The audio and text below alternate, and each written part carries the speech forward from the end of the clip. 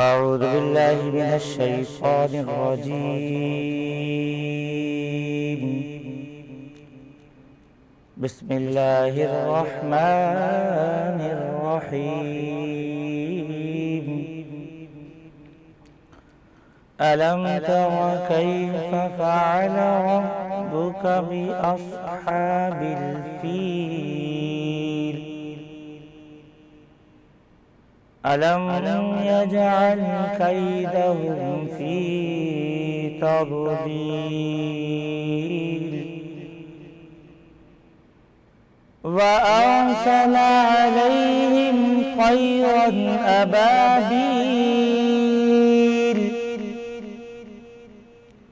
ترميهم بحجارة من سجيل فجعلهم كعصف مأكول. آمنت بالله صدق اللہ العظیم.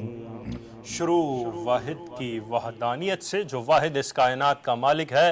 درود ان پر جن کے قدموں کی چمک چاند ستاروں پر نظر آئے.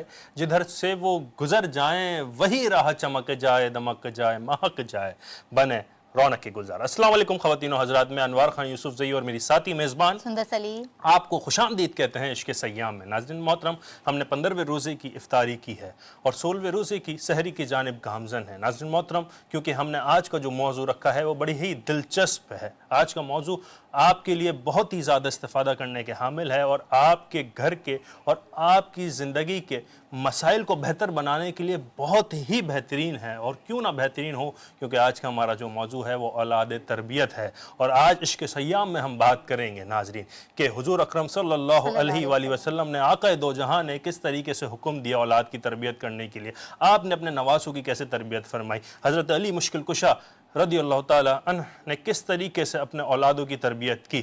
ہم دیگر انبیاء اکرام کا بھی ذکر کریں گے کہ حضرت یعقوب نے کس طریقے سے اپنے اولاد کی تربیت کی. اور سب سے بڑھ کر ہم ذکر کریں گے کہ حضرت اویس کرنی، آپ پر ہمارے ماں باپ قربان، آپ کی والدہ نے آپ کی کیسی تربیت کی تھی. ان سارے موضوعات، ان ساری جہتوں میں بات کریں گے اور ان سارے پہلوؤں کو بھی ذکر کریں گے کہ جی اولاد کی تربیت میں کیا کیا کیا فیکٹرز ہیں جو بہت ہی زیادہ قابل تحسین ہے اور جو بہت ہی زیادہ اہمیت کے حامل ہیں.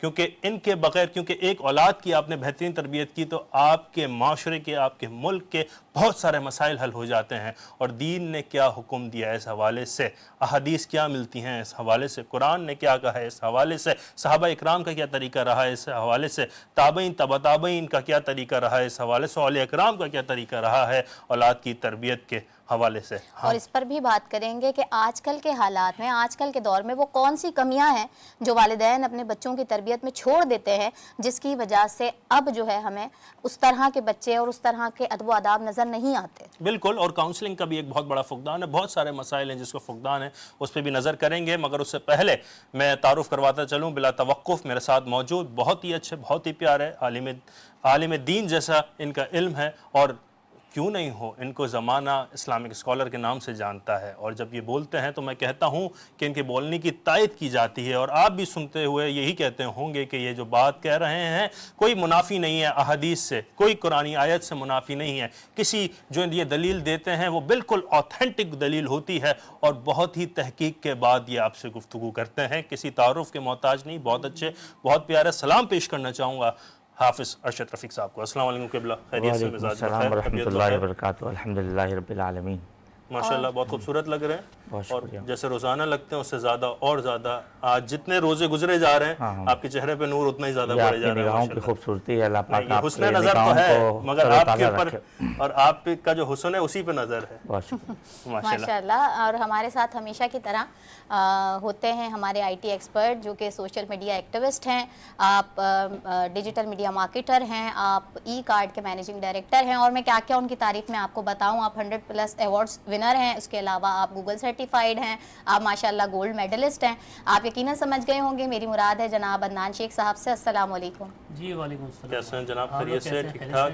آپ کی عدم موجودگی کل جی میرا خیال ہے کہ صحت ہے تو سب کچھ ہے. بالکل. جی میری پوری نہیں تھا تو میں 2-3 دن اور آتا تو بہت شاید اچھا لمبا کیا، gap آ بہت جاتا. زبردست، بہت زبردست. ایک دن کا گیپ آ جائے تو زیادہ بہتر ہے. بہت زبردست، بہت زبردست. آج توانا ہے آپ؟ الحمدللہ. ماشاء اللہ. اور اسی کے ساتھ ہمارے ساتھ موجود ہیں ہمارے بہت ہی پیارے مہمان. ہمارے ساتھ موجود ہیں جناب حسنین شیخ صاحب. آپ چیئرمین اورنگی اتحاد کونسل ہیں. السلام علیکم. وعلیکم السلام. کیسے ہیں جناب؟ خیریت ٹھیک سے؟ ہے. جی، ٹھیک اللہ کا ٹھاک ہے. شکر. کیسی طبیعت ہے آپ کی؟ جی بہت اللہ کا شکر ہے. آپ لوگ کیسے ہیں؟ ناظرین محترم، اسی کے ساتھ ہمارے پاس موجود ہیں دا وائس آف یوتھ کے فاؤنڈر اور چیئرمین، سماجی رہنما، بہت اچھا کام کرنے والے، سماج کو بہتر بنانے والے، ملک کے مسائل کے اوپر گہری نظر رکھنے والے اور اس کو ریکٹیفائی اور اس کے سولوشن، اس کی ریمیڈی نکالنے والے، کسی تعارف کے محتاج نہیں، فیضان خان صاحب، انجینئر فیضان خان. السلام علیکم. وعلیکم السلام. کیسے ہیں آپ؟ الحمدللہ بہت متشکر، آپ نے اپنے قیمتی وقت میں سے وقت نکال کے ہمیں وقت دیا. بس آپ نے بلایا اور ہم چلے آئے. ہم نے بلایا کیا، ہم تو آپ کو بلاتے ہی رہتے ہیں، اور آپ جب آئے ہیں تو ہماری محفل، ہمارے پروگرام میں اور زیادہ مزید چار چاند لگیں گے. کرم نوازی آپ کیا کی. کہنا. ناظرین محترم، میں بلا تاخیر بڑھوں گا اپنے پہلے سوال کی طرف، اور وہ میرا پہلا سوال ہوگا ہمارے بہت ہی معتبر، قابل احترام، قابل تائید و تعریف حافظ ارشد رفیق صاحب سے کہ قبلہ، اس وقت ہم دیکھ رہے ہیں کہ اولاد کی تربیت کے لیے لوگ اسکولز، ہاسٹلز، اداروں کا یا پھر مدارس کا یا ان کے اساتذہ کے اوپر پوری ذمہ داری ڈال دیتے ہیں، مگر خاصی ذمہ داری تو ایک گھر کی ہوتی ہے. ایک جو یہ گھر جو ہوتا ہے وہی بہتر اور بہترین طریقے سے جیسے تربیت حدیث کر میں بھی سکتا ہے. ملتا ہے کہ بچے کی پہلی درسگاہ ماں کی گود ہے. درس کا ماں صحیح. کی گود ہے. تو اس حوالے سے آپ کیا دیکھتے ہیں، کیا سمجھتے ہیں کہ اس وقت جو صورتحال ہے، پر لوگ پریشان ہوتے ہیں کہ جی اگر قرآن پڑھوانا ہے اور اگرچہ احادیث پڑھوانی ہے یا تفسیر پڑھانی ہے، دینی یا دنیاوی کوئی بھی تعلیم دینی ہے، تو وہ اداروں کے سپورٹ کر دیتے ہیں اور خود نہیں اس کی تربیت کر پاتے. اس کے حوالے سے دین نے کیا کہا ہے، حدیث میں کیا ملتا ہے اور قرآنی آیات کیا ہے اس حوالے سے؟ بسم اللہ الرحمن الرحیم. آج کا موضوع تربیت اولاد پر گفتگو ہے، اور یہ ایسا مسئلہ ہے کہ ہر ادارہ، ہر شخص، ہر گھرانہ، ہر کس میں اس کو کونسلنگ کی ضرورت ہے. سب سے پہلے قرآن کی طرف چلتے ہیں. قرآن پاک نے اس میں کیا رہنمائی فرمائی ہے. اللہ پاک نے اپنے لارب کتاب میں ارشاد فرمایا، یا ایھا الذین آمنوا لا تلہکم اموالکم ولا اولادکم عن ذکر اللہ. پھر آگے فرماتے وَمَن یفعل ذلک فاولئک هم الخاسرون. اے ایمان والو، اپنے یا ایھا الذین آمنوا لا تلہکم اموالکم ولا اولادکم، اپنے مال، اولاد، تمہاری یہ تمام چیزیں جو ہے، کوئی چیز تمہیں اللہ کے ذکر سے غافل نہ کرے. اموالکم ولا اولادکم عن ذکر اللہ، اللہ کے ذکر سے غافل نہ کرے. وَمَن یفعل ذلک فاولئک هم الخاسرون. اس کا مفہوم یہ ہے کہ اگر جو اس کو غفلت میں پڑ گیا تو وہ کیا ہوگا، خسارے میں ہے، خاسرون میں اس کو اللہ نے اپنی کتاب میں ارشاد فرمایا. تو سمجھنے کی ضرورت یہ ہے کہ یہاں اللہ پاک نے کیا ہمیں توجہ دلائی ہے کہ اے ایمان والو کیا کرو، اپنی یعنی کہ مال، اولاد، یہ ساری چیزیں ہمارے لیے کس چیز کا باعث بن سکتی ہیں، اللہ کے ذکر سے غفلت کا باعث بن سکتی ہیں. اللہ. جو اولاد نعمت ہے، اگر اس نعمت کو، اس کی صحیح تربیت نہ کی جائے تو یہ غفلت کا یہ سبب سب بھی سے بن بڑی آزمائش سکتی بھی ہے. بن سکتی ہے. جی بالکل. اب بعض اولاد جیسے کہ موسیٰ علیہ السلام کا واقعہ ملتا ہے، وہی وقت کم ہے، ورنہ میں وہ کشتی نوح سے لے کر موسیٰ علیہ السلام کا وہ جو واقعہ حضرت خضر علیہ السلام کے ساتھ ملتا ہے، اس میں بھی تربیت کے بہت سارے باب ہیں، ہمارے ناظرین سنتے رہتے ہوں گے. تو قرآن پاک کی دوسری آیت کی طرف جاتے ہیں. اللہ پاک نے جہاں توجہ دلائی ہے کہ یا ایھا الذین آمنوا قوا انفسکم واہلکم نارا وقودھا الناس والحجارہ، یعنی فرمایا اے ایمان والو، اپنی جانوں کو اور اپنے گھر والوں کی جانوں کو اس آگ سے بچاؤ جس کا ایندھن آگ اور پتھر ہے. اس آگ سے بچاؤ، یعنی کہ یہاں پہ منسوب کیا گیا اپنے کو بھی اور اپنے گھر والوں کو بھی، مطلب اپنے آل اولاد کو بھی. یہاں جو آگ اور ایندھن کا جو سوال اللہ تعالیٰ نے فرمایا ہے کہ اس میں جو انسان ایندھن ہے، اس سے مراد یہ ہے وہ کفار مراد ہیں، اور یہ جو پتھر مراد ہے اس سے بت مراد ہیں.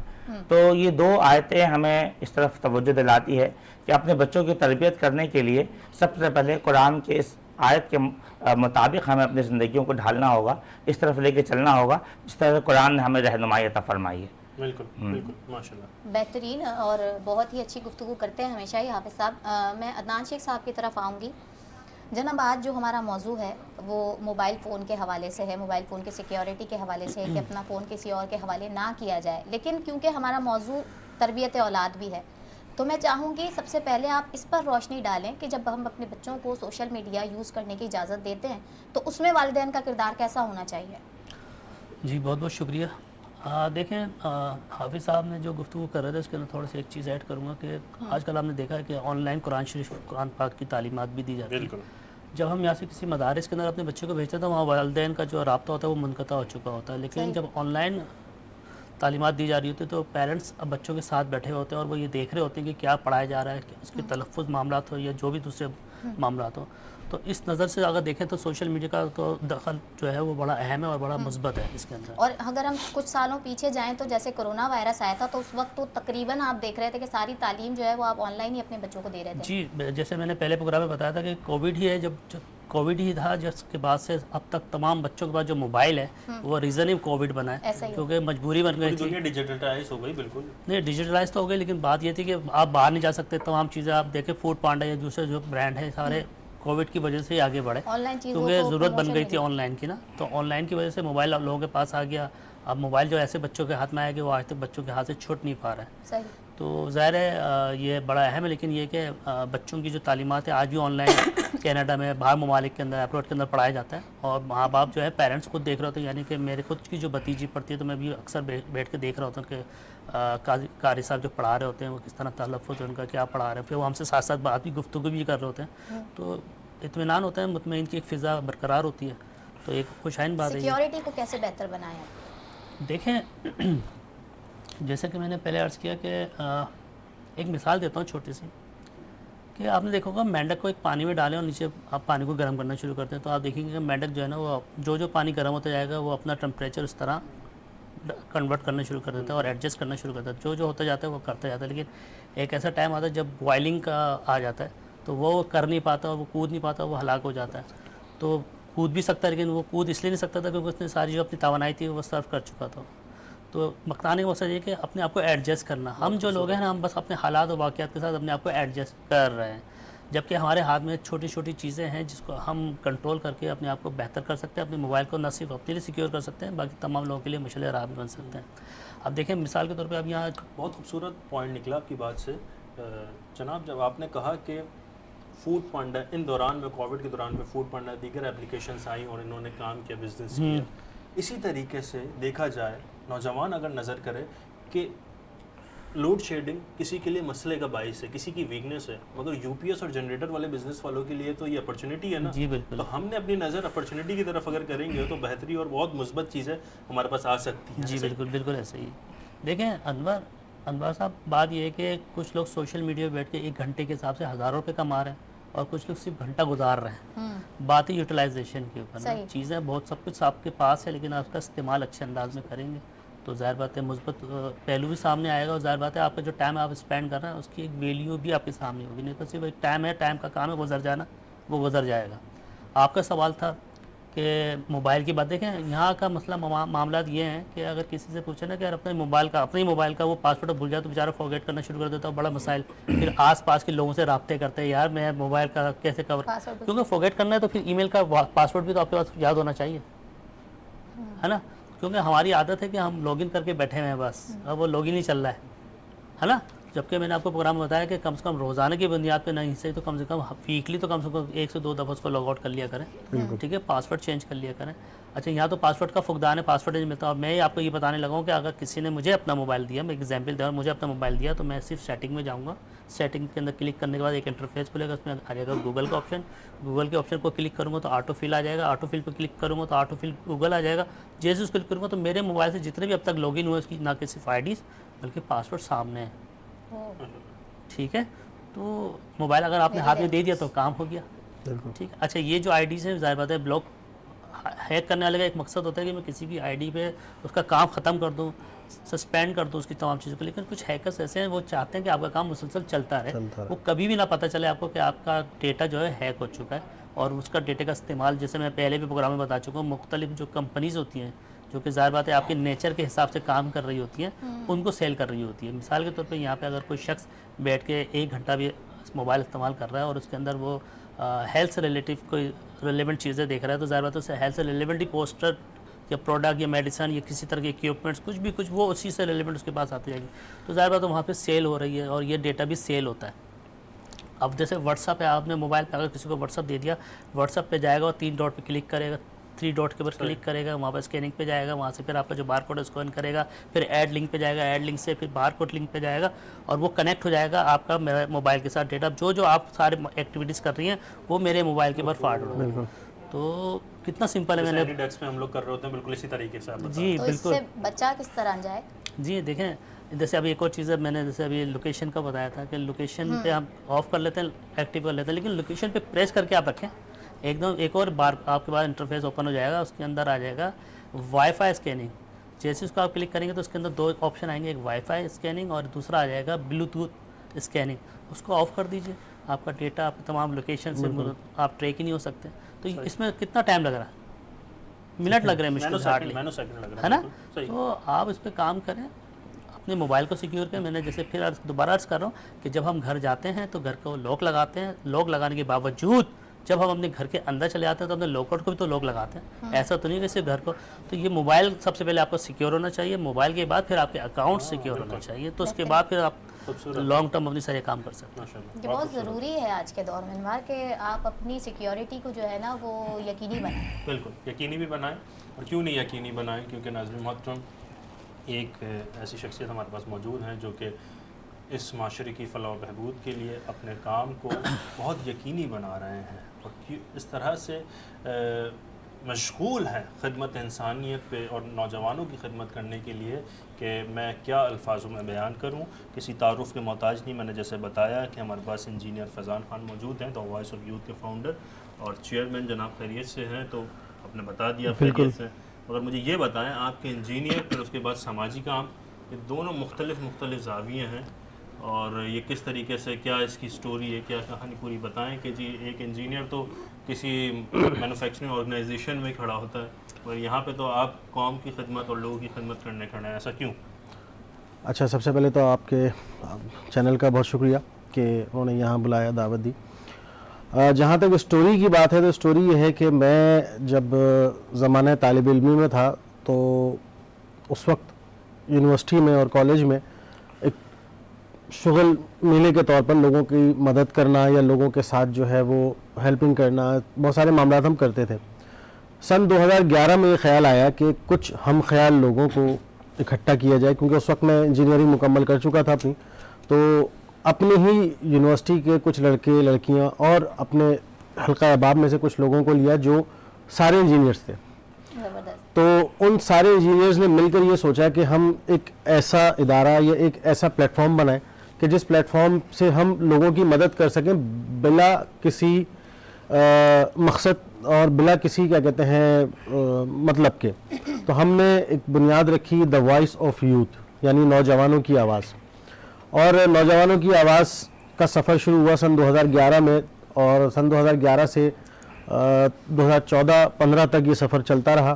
फिर कुछ मसरूफियात की बिना पर और कुछ नागुज़ीर वजूहात की बिना पर हमने अपने इदारे का काम बहुत मुख्तसर कर दिया, बहुत कम कर दिया। लेकिन फिर एक मरतबा फिर कुछ लोग आए हमारे साथ मिले और उन्होंने हमसे कहा कि आप जिस तरीके से 4 साल आपने काम किया क्यों नहीं करते। तो हमने उनके सामने अपनी गुजारिशात रखी, हमने उनके अपनी वजूहात बताई कि हमने किन वजूहात की बिना पर हमने अपने इदारे का काम कम कर दिया था।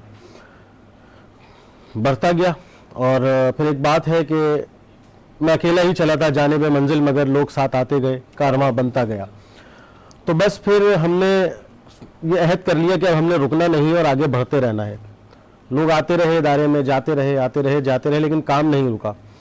और जहाँ तक इंजीनियर होने का ताल्लुक़ है और समाजी खिदमात का ताल्लुक़ है तो ये है कि मैं बेसिकली हूँ इंजीनियर, लेकिन इस वक्त भी मैं पाकिस्तान की समाजियत की इंजीनियरिंग कर रहा हूँ। और जिस इदारे में मैं इस वक्त मुलाजमत कर रहा हूँ, जिस इदारे में मैं हूँ, पाकिस्तान की एक बहुत बड़ी टेक्सटाइल इंडस्ट्री है, इंडस्ट्री में एक बहुत बड़ा नाम है, वहाँ पर भी मैं यही काम कर रहा हूँ। अच्छा, मतलब मेरा जो ओहदा है, जो मैं काम कर रहा हूँ वो भी यही है कि मैं अपने एम्प्लॉयज़ की वेलफेयर कर रहा हूँ। बेहतरीन। अच्छा, यहाँ मैं एक सवाल शामिल करूँगी। बिल्कुल। वाई इंजीनियर्स, सिर्फ इंजीनियर्स ही क्यों? देखें, جب ہم نے اسٹارٹ لیا تھا تو اس وقت ایک چھوٹا سا ہمارا ایک گروپ تھا یونیورسٹی کا, تو اس میں تو اس وقت سارے انجینئرس تھے, لیکن اب اللہ کا شکر ہے ہمارے پاس انجینئرس بھی موجود ہیں, ڈاکٹرز بھی موجود ہیں, لائرز بھی موجود ہیں, اور بہت مختلف شعبہ حیات زندگی سے تعلق رکھنے والے لوگ موجود ہیں ہمارے ساتھ. زبردست, بہترین. ہمارے ساتھ حسنین شیخ صاحب موجود ہیں, آپ چیئرمین ہیں اورنگی اتحاد کونسل کے. جناب آپ سے یہ جاننا چاہوں گی کہ یہ جو آپ کی اتحاد کونسل ہے یہ کس طرح سے کام کر رہی ہے اور آپ اس کونسل کے ساتھ کیسے جو ہے وہ منسلک ہوئے؟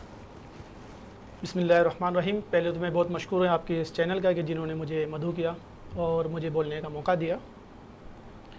ایک اشعار کے ساتھ میں اپنے گفتگو کا آغاز کروں گا کہ مخلوق خدا جب کسی مشکل میں پھنسی ہو, سجدے میں پڑے رہنا عبادت نہیں ہوتی.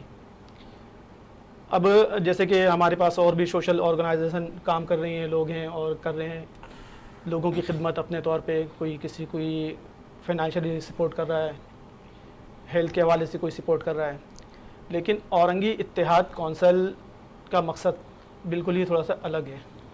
الگ سے مراد یہ ہے کہ لوگوں کی مشکلات صرف ضروریاتی زندگی نہیں ہے, ان کی اپنی پرسنلی لائف بھی ہے.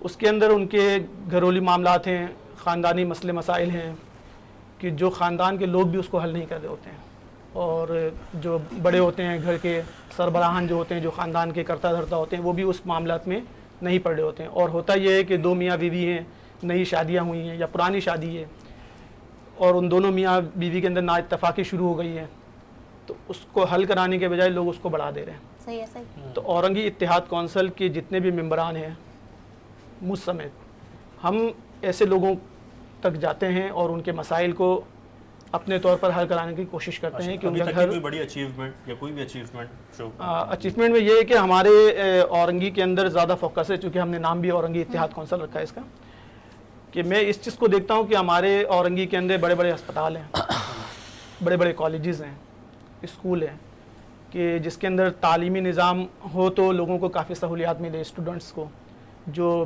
زیادہ فیس دے کے اسکولوں میں نہیں پڑھا سکتے ہیں, گورنمنٹ کا نظام اگر بہتر ہو جائے تو بچے وہاں سے اچھی تعلیم حاصل کر سکیں گے.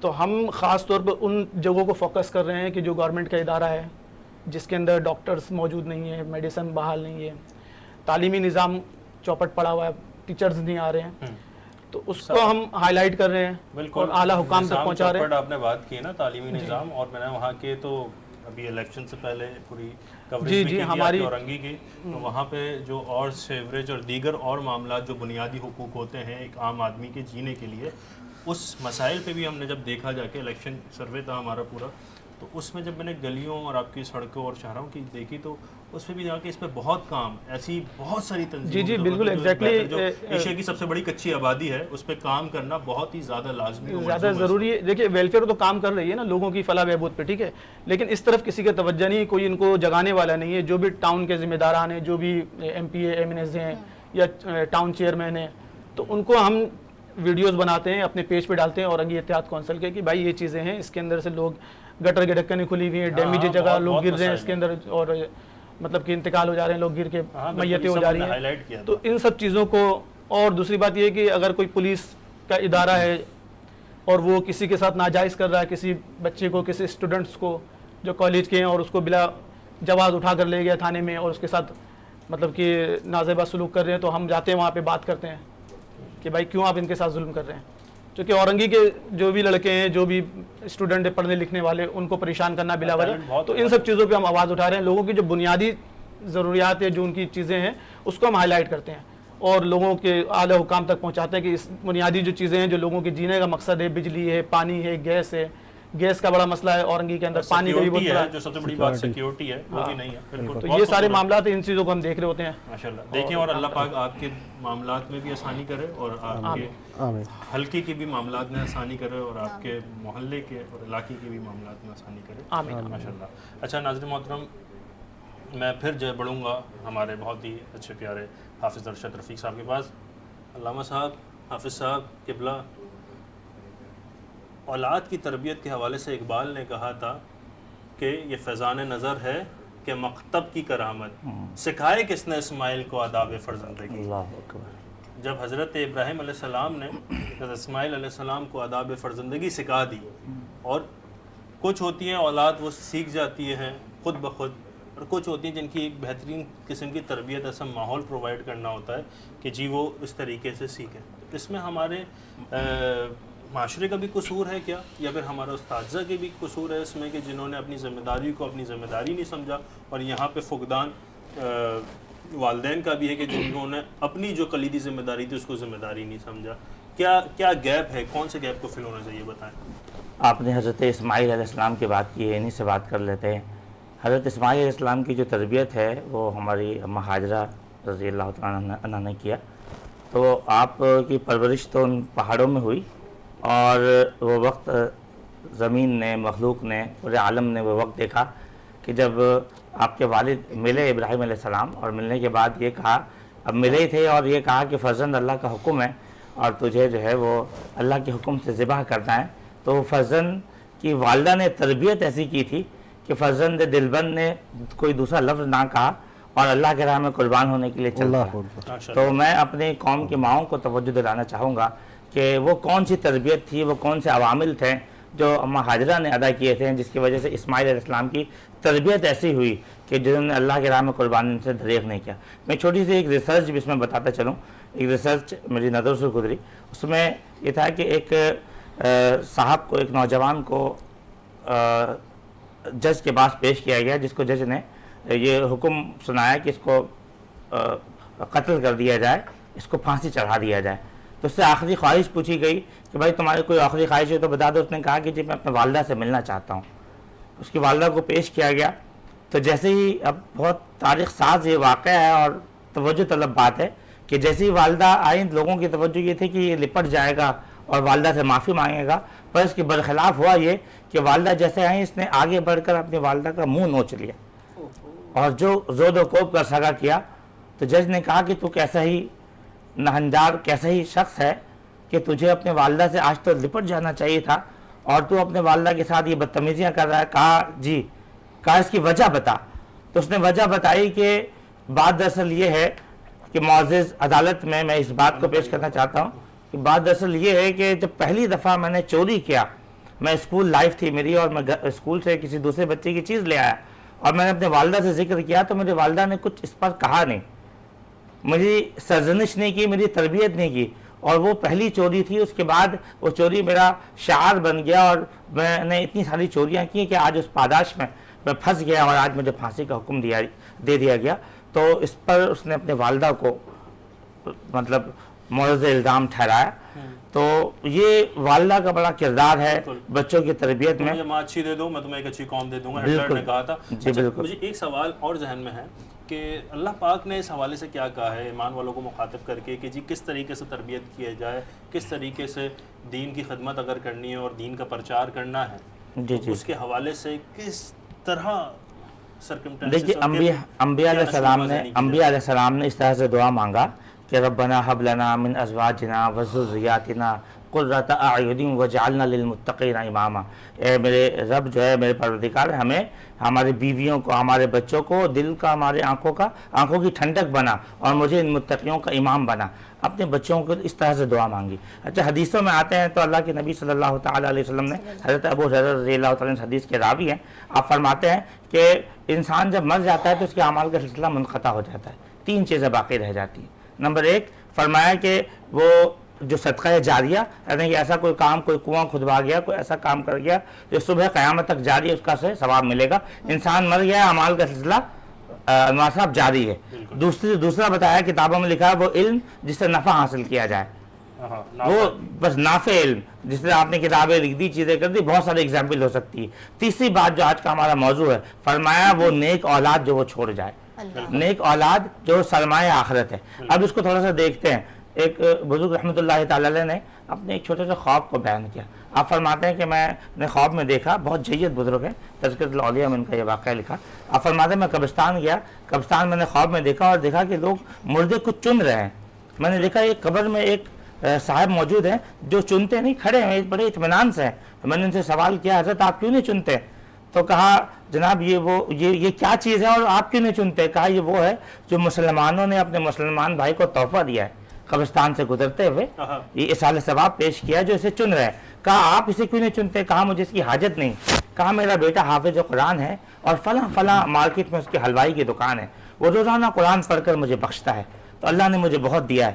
ایسا ہوا کہ آپ جب صبح بیدار ہوئے تو آپ اس جانب چل پڑتے ہیں، اور آپ ایک دفعہ اور آپ اختصار کے ساتھ عرض کروں گا، ایک دفعہ دوبارہ خواب میں دیکھتے ہیں کہ لوگ چن رہے ہیں، اس دفعہ وہ شخص بھی خواب میں چنتا ہوا نظر آیا۔ اسے سوال کیا آپ تو چنتے نہیں تھے، آپ کا تو بیٹا حلوائی تھا اور حافظ قرآن تھا، تو انہوں نے کہا کہ بات دراصل یہ ہے کہ کل ہی میرے بیٹے کا انتقال ہو گیا۔ جب بزرگ خواب سے جاگے تو وہ اس مارکیٹ کی طرف جاتے ہیں، لوگوں سے پتہ کرتے ہیں، پتہ چلا جی حلوائی کا دکان تھا اور اس حلوائی کا جو دکان جس کا آنر تھا اس کا کل ہی انتقال ہوا ہے۔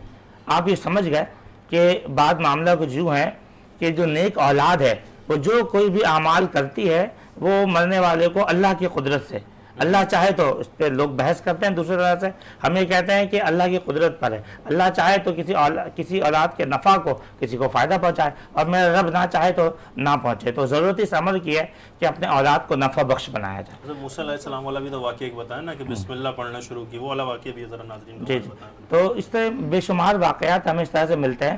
دیکھیں میں مشہور زمانہ ایک واقعہ بتانا چاہوں گا، حضرت گنج شکر رحمۃ اللہ تعالیٰ علیہ، یہاں بھی والدہ نے تربیت کی، جو ہماری بہن کہہ رہی تھی والدہ نے کیسے تربیت کی، نماز پڑھاتی تھی اور کہتی تھی ہر دفعہ نماز پڑھتے ہوئے بیٹا انہیں چینی کا شوق تھا، گنج شکر رحمۃ اللہ تعالیٰ علیہ جن کا یہ لقب ہوا، تو والدہ جائے نماز کے نیچے، مشہور زمانہ ہماری والدہ یہ ہمیں سنایا کرتی تھی، نماز کی جائے نماز کے نیچے چینی رکھ دیا کرتی تھی۔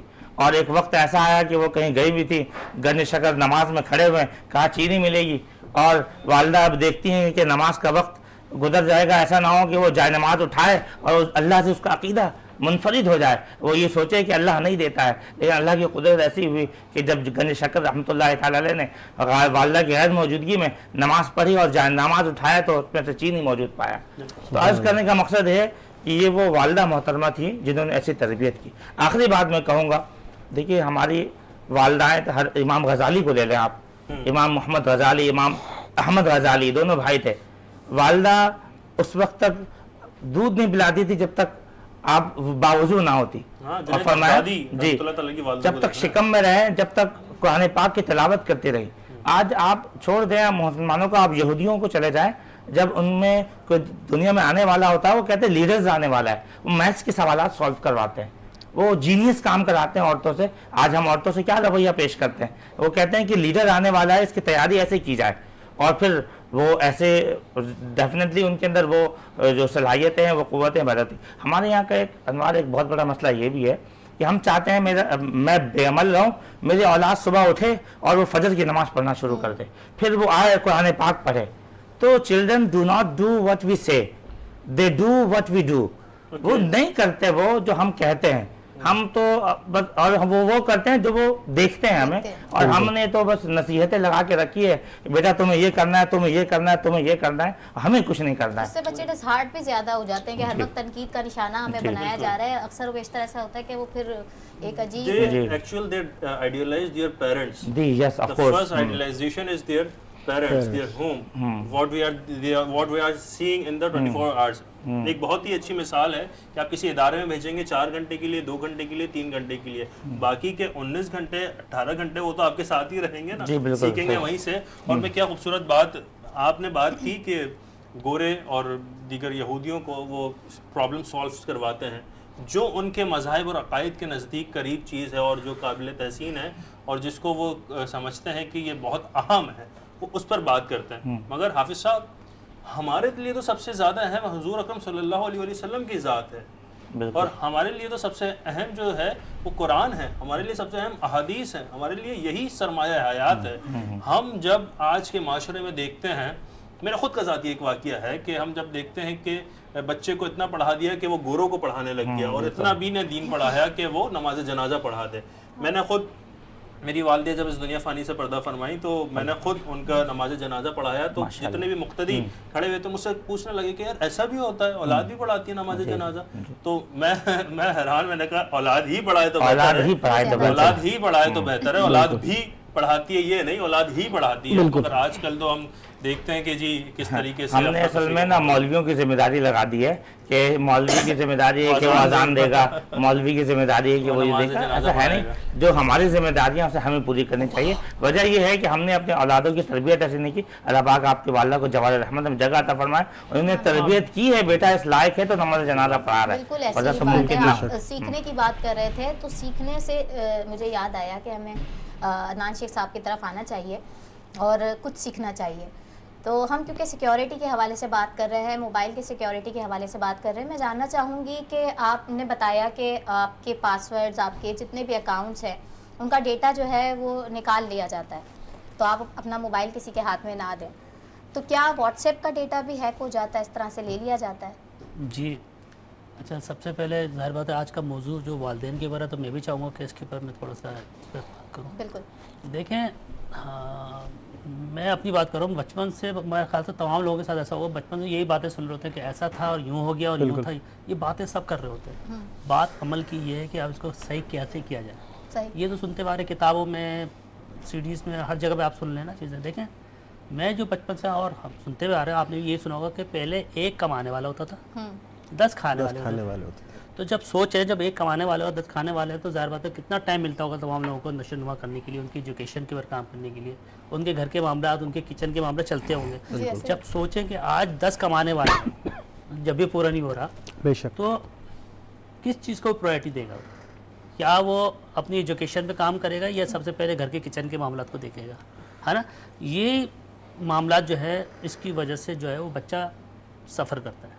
माँ बाप भी तो बहुत ज़्यादा डिपेंडेंट हो गए ना कि मदरसे वाले पर या ट्यूशन टीचर के ऊपर, जी, तो वो खुद से तो बच्चों की कोई तालीम तरबियत कोई नहीं रही। दूसरी वजह ये भी है कि आपका जो दौर है ना, पहले जब हमसे पूछा जाता था ना क्या बनना चाहते हो, तो बोलते थे इंजीनियर बनना चाहते हैं, कोई बोलते थे डॉक्टर बनना चाहते हैं, कोई बोलता था पायलट। जैसे मैंने अपने वालिदैन से कहा था मम्मा मुझे पायलट बनना है, तो मेरे वालिदैन ने मेरी खुश करने के लिए मुझे जो स्कूल में लगाया था वो था, उसका नाम था मुस्लिम पायलट। तो मैं ये समझा था शायद अब मैं यहाँ पढ़ के पायलट ही बनूंगा, ठीक है वालिदैन। तो मगर बात ये है कि ये सारी जो हम देखते थे हम ये बनना, तो ये ज़ाहिर बात है हमें सबको पता था हम ये बनने के बाद हम कुछ अर्निंग करना शुरू करेंगे, घर चलाएंगे, लेकिन ये था एक्टिव इनकम। मैं बार बार इस पर बात करूँ, ये था एक्टिव इनकम। अब जो दौर आ चुका है पैसिव इनकम की तरफ आ चुका है। अब एक छोटा सा बच्चा अपने वालिदैन से बढ़ के, जितना वालिदैन के पेरेंट्स कमा रहे होते हैं ना, वो एक 14 साल का बच्चा जो है वो एक महीने में अर्निंग कर लेता है। बिल्कुल सही।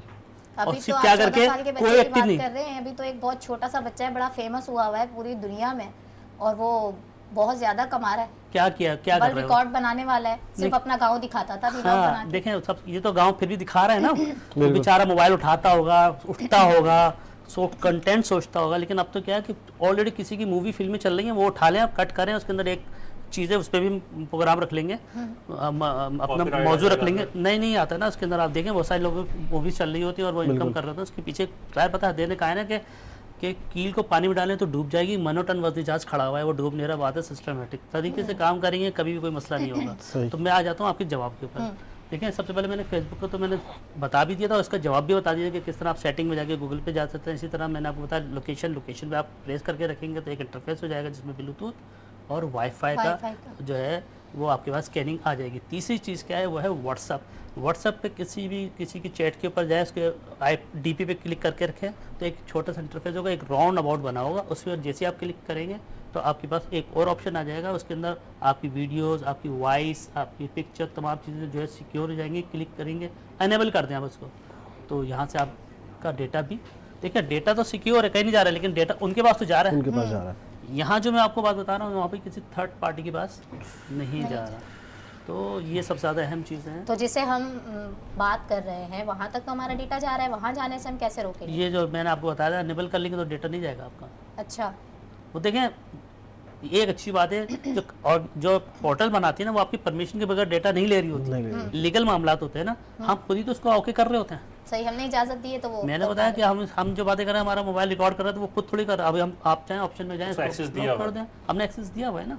तो ऐसा नहीं कि कोई चोरी कर रहा है, डकैती कर रहा है, वो तो हमारी, मैंने वो ये बताया कि हम अपने आप को एडजस्ट कर चुके हैं माहौल के अंदर। थोड़ा सा अपने आप को प्रिपेयर कर लें, थोड़ा सा समझ लें और इम्प्लीमेंटेशन की तरफ चले जाए। सिर्फ सुन के, अब हम बता के सुन के काम नहीं, तो इम्प्लीमेंटेशन कुछ करें। और जाहिर बात है अब ये हमारे हालात क्यों बदलेंगे, हमारे हालात तभी बदलेंगे जब ये जो حالات بے روزگاری کے ہمارے ملک کی معیشت جب بہتر ہونے لگ جائے گی تو ہمارے حالات بھی بہتری کی طرف جائیں گے. اور جو ہم پرانے دور کی باتیں سنتے تھے اپنے پیرنٹس سے, اپنے کسی سے, وہ لوگ بہت آگے جا چکے ہیں. جن ملکوں کی آپ بات کر رہی ہیں وہ 10 سال آگے کی پلاننگ کر رہے ہیں. ہم تو صرف اپنی پریزنٹ کی باتیں کر رہے ہیں اور اس میں بھی کل کا نہیں پتا ہوتا.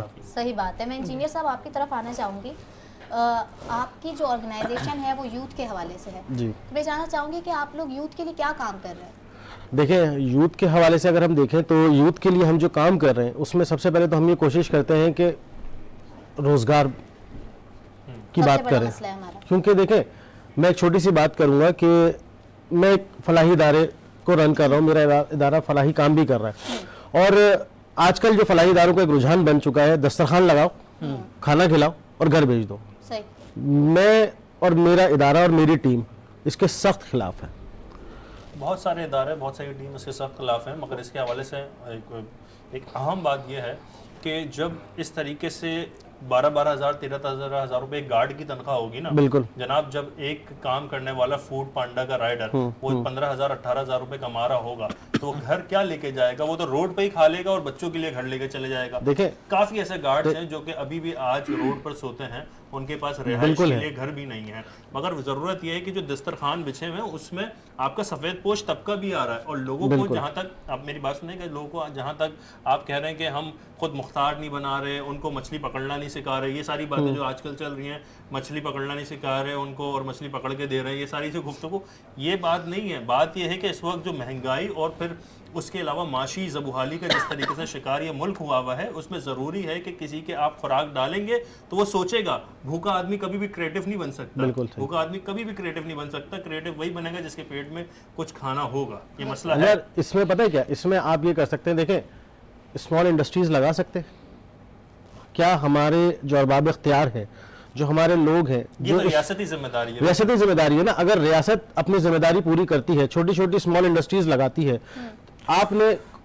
شاید آپ نے سنا ہوگا یا آپ نے کتابوں میں پڑھا ہوگا کہ ہم نے اپنے بچپن میں دیکھا تھا کہ کورنگی انڈسٹریل ایریا بنا, وہاں چھوٹی چھوٹی فیکٹریز لگی, لوگوں کو روزگار ملا, لوگوں نے اپنی زندگیوں کو رن کرنا شروع کیا, گھروں کو چلانا شروع کیا.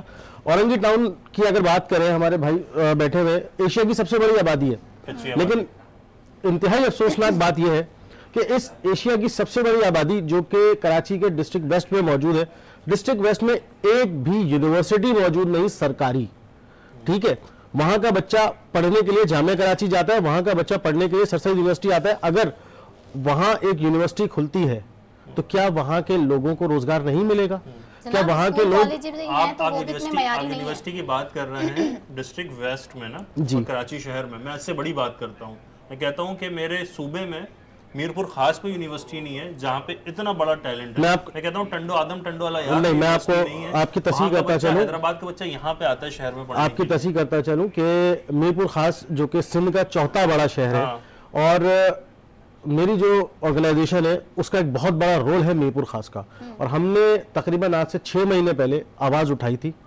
گورنر سنگھ سے بھی ہماری ملاقات ہوئی اور ہم نے جو ہے مختلف مواقع پر وہاں اس حوالے سے ملاقات کی, اور اسی کا ثمر تھا کہ 12 سال پرانی اسمبلی جو سندھ اسمبلی سے پاس ہو گئی تھی لیکن وہ کسی آرکائیو ڈپارٹمنٹ میں پڑی ہوئی تھی, گورنر صاحب نے وہ اسمبلی نکلوائی, اور نکلوانے کے بعد آج میرپور خاص شہر کے اندر یونیورسٹی زیر تعمیر ہے.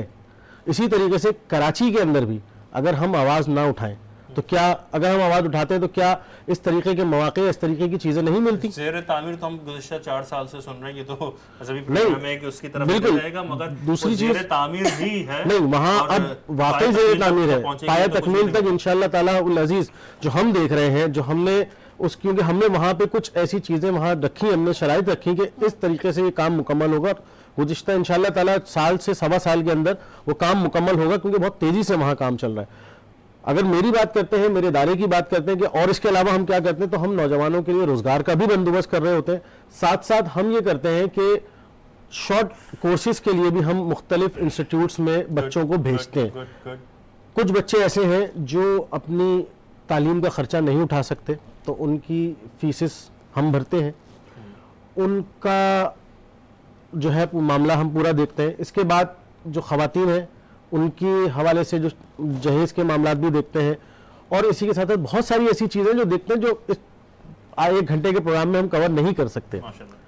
بس آپ لوگوں کی ہی وجوہات ہیں کہ جس کی وجہ سے ہم لوگ کام کر رہے ہیں, اور آپ لوگوں کا ساتھ ہوا تو انشاءاللہ آگے بھی اس سے بہتر اور بہت اچھا کام کرتے رہیں گے. انشاءاللہ آپ کے ادارے کے لیے دعا ہے کہ آپ لوگ اسی طرح کام کرتے رہیں اور جتنا زیادہ ملک کے لیے آپ کارگر ثابت ہو سکیں. اپنی تو انسان کوشش ڈالے نا, اب ریاست اپنا کام کرے نہ کرے, لیکن بحیثیت شہری ہماری بھی کچھ ذمہ داریاں ہیں اپنے ملک کے لیے اور اپنے شہر کے لیے, اور آپ وہ ادا کر رہے ہیں ماشاءاللہ. بہترین. میں جناب آپ کی طرف آنا چاہوں گی حسنین شیخ صاحب. بات ہو رہی تھی اورنگی کے حوالے سے کہ سب سے بڑی جو ہے وہ کچی آبادی ہے, تو کیا دیکھتے ہیں, آپ کو لگتا ہے ایسا کہ وہاں پر ابھی اسکول کالجز جو ہیں وہ اتنے معیاری ہیں؟ کیونکہ مجھے اپنا کالج کا ٹائم یاد ہے, تو میری ایجوکیشن جو ہے وہ ساری حیدری سائڈ کی ہے, تو بہت ساری اورنگی ٹاؤن کی لڑکیاں میرے کالج میں آ رہی ہوتی تھی کیونکہ وہاں کوئی معیاری کالج نہیں تھا. نہیں ایسا نہیں ہے, چونکہ میری جو ٹاؤن چیئرمین سے بات چیت ہوئی جب, تو انہوں نے یہ کہا کہ حسنین بھائی آپ جو بات کر رہے ہیں کہ کالج کو بحال کیا جائے, تو اورنگی کے اسٹوڈنٹ آتے کب ہیں وہاں.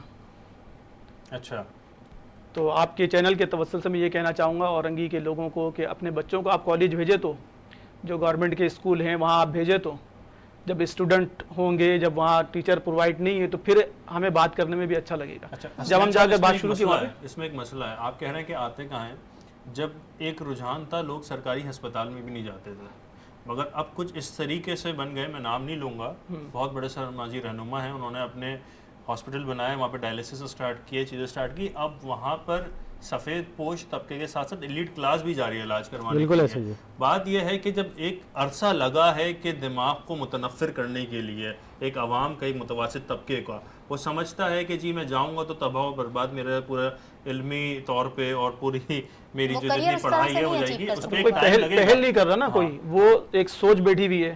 اب کچھ نوجوان ہیں, اگر وہ اسٹوڈنٹ ایک گروپ بنا کے اگر وہ سوچے کہ ہم وہاں پڑھیں گے, تو ان کے ساتھ ہم اس چیز کو تعاون کرتے ہیں. دوسری بات ہے, آپ کے چونکہ ٹائم بھی ختم ہو جا رہا ہے, بات چل رہی تھی اولاد کے اوپر, تربیت کے اوپر, تو اخلاقیات سب سے پہلے ہمارے اندر آنا چاہیے. آپ کے چینل کے توسل سے بتاؤں گا کہ ہمارے جو بچے چھوٹے سے جب وہ بڑے ہوتے ہیں اور جوان ہوتے ہیں, تو وہ سماج کے لیے ناسور بن جاتے ہیں بہت سے لوگ. تو اس کی بیسک وجہ یہ ہوتی ہے کہ والدین جو ہے ان کو اپنے رشتہ داروں کے متعلق اچھی باتیں بتائیں, اپنے جو پڑوسی لوگ ہیں ان کے متعلق لڑکیوں کی عزت بتائیں, بہنوں کی عزت بتائیں کہ کس طرح کرنی ہے, بہنوں کے حقوق بتائیں. یہ بیسک چیزیں, دینی علوم تو ہم بھیج دے رہے مدرسے میں اور جا کے وہ حاصل کریں, لیکن یہ چیزیں بہت ضروری ہیں کہ والدین جو ہے اپنے بچوں کو اخلاقیات پہ زیادہ توجہ دیں, تاکہ وہ بڑے ہونے کے بعد سماج کے لیے بہتری کر سکیں. ایک چھوٹا سا پیغام دینا چاہوں گا آپ کے چینل کے توسط سے, ظاہر سی بات ہے بہت سارے لوگ دیکھ رہے ہیں. 2 سے 3 دن ہو گئے گزشتہ, اور اس 2-3 دن کے اندر ہم نے کچھ واقعات دیکھے ہیں جو پتنگ بازی سے متعلق ہے. ابھی 2-3 دن پہلے بھی میں نے ایک ویڈیو میسج دیا اور اس حوالے سے, اور گورنر سندھ سے بھی میری اس سلسلے میں ملاقات ہوئی, اور انشاءاللہ تعالی یہ نافذ العمل ہونے جا رہا ہے کہ سندھ میں خاص طور پہ پتنگ بازی پر پابندی لگانے کا بھی فیصلہ کیا جائے گا. تو ان والدین سے میری گزارش ہے کہ جو اپنی اولادوں کو یہ افطار سے پہلے پیسے دے دیتے ہیں نا, کہ جائے اور جا کر باہر کھیلے, تو وہ بچے پیسے لے کر پتنگ خریدتے ہیں, پتنگ کا مانجا خریدتے ہیں.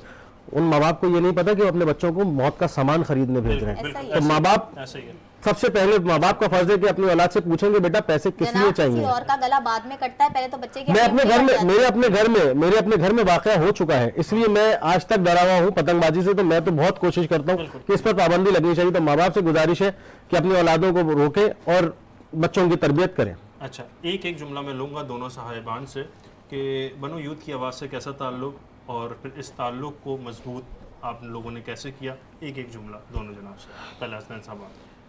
بنو یوتھ کی آواز جناب غلام محی الدین بھائی اس کو لیڈ کر رہے ہیں, اور بڑے اچھے دوست ہیں ہمارے, بہت ہی اچھے انسان ہیں. اور بنو یوتھ کی آواز کے ساتھ اورنگی اتحاد کونسل سمجھ لے, ان کے ہر کام میں شانہ بشانہ ساتھ کھڑے ہیں. بنو یوتھ کی آواز کے لیے میں صرف اتنا ہی کہنا چاہوں گا کہ بنو یوتھ کی آواز کے جو رہنما ہیں غلام محی الدین صاحب میرے بڑے بھائیوں کی طرح بھی ہیں, اور میں ہمیشہ یہ کہتا ہوں کہ بنو یوتھ کی آواز جو ہے وہ دا وائس آف یوتھ کا اردو ورژن ہے اور ہم ان کا انگلش ورژن ہے. ماشاء اللہ, بہت شکریہ, بہت شکریہ. ایک ناظرین ایک سوال آیا ہے حافظ صاحب کے لیے, بس میں پوچھنا چاہوں گا کہ حافظ صاحب سوال دیا ہماری بہن نے, انبیاء کرام صلاۃ والسلام نے کس طرح قرآن پاک میں اللہ تبارک و تعالیٰ سے استدعا پیش کی, روشنی ڈالیں, اور کیا اولاد سے آخرت کا کوئی نفع قرآن و حدیث سے ثابت ہے؟ اختصار کے ساتھ. جی بالکل اختصار کے ساتھ. اللہ پاک نے قرآن پاک میں ارشاد فرمایا, حضرت ابراہیم علیہ السلام کی دعا موجود ہے کہ رب اجعلنی مقیم الصلاۃ ومن ذریتی ربنا وتقبل دعا. آپ نے فرمایا اے میرے مالک میرے رب مجھے نماز کا پابند کر دے اور میری اولاد کو اور یہ میری دعا کو تو قبول فرما لے. تو اس طرح سے قرآن میں اللہ پاک نے اس کو ڈیفائن کیا ہے. اور جب انبیاء نے اس طرح سے دعا مانگی تو یقیناً ہمیں نیک اولاد کی دعا بھی مانگنی چاہیے, اپنے اولاد کے نیک ہونے کی دعا کرنی بھی چاہیے اور ان کو نیک بنانے کے لیے اقدامات بھی کرنے اور چاہیے. حدیث میں حضرت سعد بن نبی وقاص کا کنویں والا واقعہ بھی تو ملتا ہے نا, جو جی. سال ثواب کے حوالے سے. ایسے اس کو بھی ذکر کریں گے ہم اپنے نیکسٹ پروگرام میں, کیونکہ وقت کی بہت ہی زیادہ قلت اور دامن وقت میں گنجائش بھی نہیں ہے اور اس کی زنجیریں ہمارے ہاتھ پاؤں میں جکڑی ہوئی ہیں. ناظرین محترم, آج جو ہم نے گفتگو کی, جس بارے میں گفتگو کی, وہ بہت ہی اہمیت کی حامل ہے, کیونکہ اس وقت اولاد کی تربیت ایک بہت بڑا مسئلہ ہے. آپ یہ نہیں دیکھیں یہ دنیاوی مسئلہ ہے, یہ ہمارے دین کے کاموں میں بھی بہت ہی زیادہ پریشانی کا سامنا کرنا پڑ جاتا ہے. یہ بہت سارے بیریئرز ہیں دین کی خدمت کرنے کے لیے بھی, اور دنیاوی طور پہ تو یہ ہے ہی ہے, دین کے بھی معاملے میں بہت زیادہ ہے. کیونکہ میں قربان جاؤں شہزاد جنت اور میں شیر بطول, شان علی, اولاد نبی, حضرت امام حسن مجتبیٰ اور امام حسین سلام اللہ علیہ, آپ کی شان, آپ کی تربیت ایسی ہوئی کہ ایک چھوٹا سا واقعہ میں اختصار کے ساتھ بیان کروں, پھر اپنے اختتام کی طرف جاؤں گا. کہ جب ایک دفعہ آپ مسجد میں داخل ہوئے دونوں شہزادے, اور دیکھا کہ ایک جناب غلط طریقے سے وضو کر رہے تھے, آپ دونوں نے ایک دائیں جانب بیٹھ گئے, ایک بائیں جانب بیٹھ گئے. یہ بچے ہیں, یہ ہیں جوانان جنت کے سردار, مگر بچے ہیں بیٹھے ہوئے, اور ان حضرت کو کہا حضرت آپ دیکھیں کہ میں صحیح بہتر وضو کر رہا ہوں یا میرے برادر طریقت یا میرے برادر حضرت امام حسن ٹھیک وضو کر رہے ہیں, آپ ذرا غور کریں.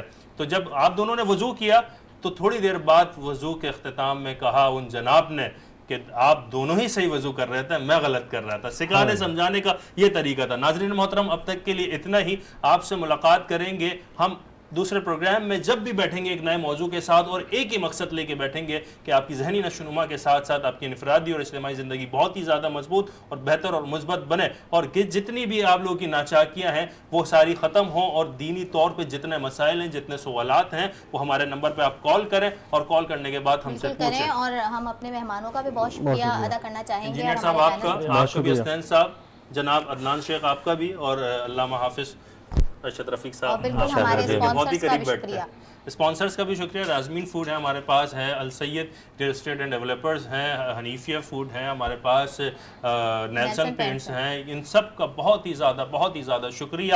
ناظرین محترم, اب تک کے لیے اتنی. آپ سے پھر ملاقات ہوگی ایک نئے انداز, ایک نئے موضوع کے ساتھ. تب تک کے لیے اپنا خیال رکھے گا, اپنے سے بڑھ کے خیال رکھے گا اپنے ایمان کا, اسلام کا اور اس پاکستان کا. السلام علیکم ورحمۃ اللہ.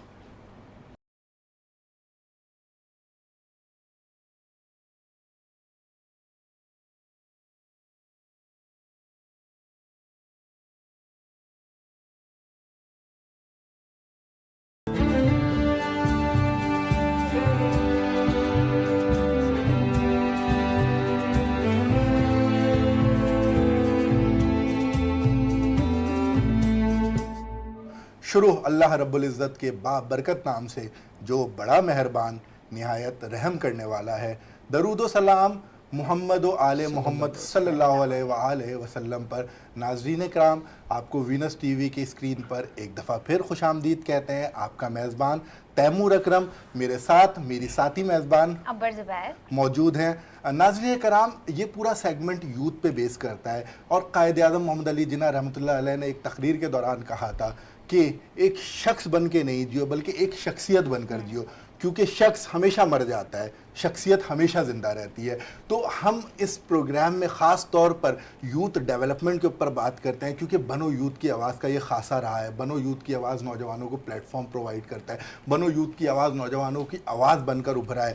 تو ناظرین کرام, آج ہمارے پاس اس سیگمنٹ کے اندر جو گیسٹ موجود ہیں ان سے میں آپ کا تعارف کرواتا ہوں. بہت ہی زبردست گیسٹ آج ہمارے ساتھ استاد مظہر امراؤ بندو خان صاحب میرے دائیں جانب موجود ہے. سر, آپ کو خوش آمدید کہتے ہیں. آپ پرائڈ آف پاکستان بھی ہیں, آپ کلاسیکل ووکلسٹ اینڈ سارنگی پلے میں مہارت رکھتے ہیں, اور آپ کا تعلق دہلی گھرانے سے. اور ان کے برابر میں تشریف فرمائے ثاقب علی صابری صاحب, آپ نوری گروپ کے قوال ہیں اور آپ پاکستان کے معروف قوال ہیں. اور میرے بائیں جانب ہمارے ریگولر پینلسٹ جناب حافظ ارشد صاحب موجود ہیں. سر, آپ کو بھی پروگرام میں خوش آمدید. اور ہمارے ساتھ حسنین شیخ صاحب موجود ہیں جو چیئرمین ہیں اورنگی اتحاد کونسل کے.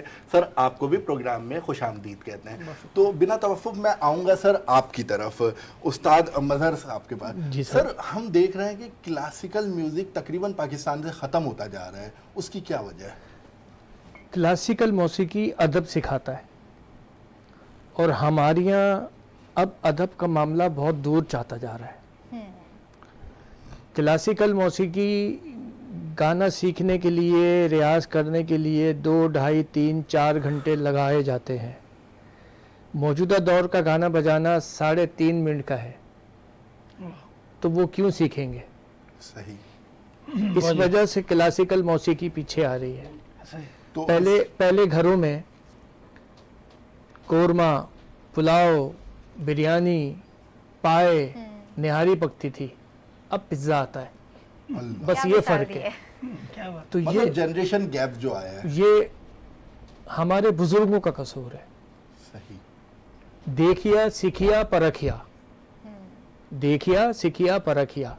जब बच्चे अपने माँ बाप को, बहन भाइयों को मोबाइल चलाते हुए देखेंगे तो वो मोबाइल ही मांगेंगे। अगर वो कुरान पढ़ते हुए देखेंगे तो वो कुरान मांगेंगे। अगर वो किताब पढ़ते हुए देखेंगे तो वो किताब मांगेंगे।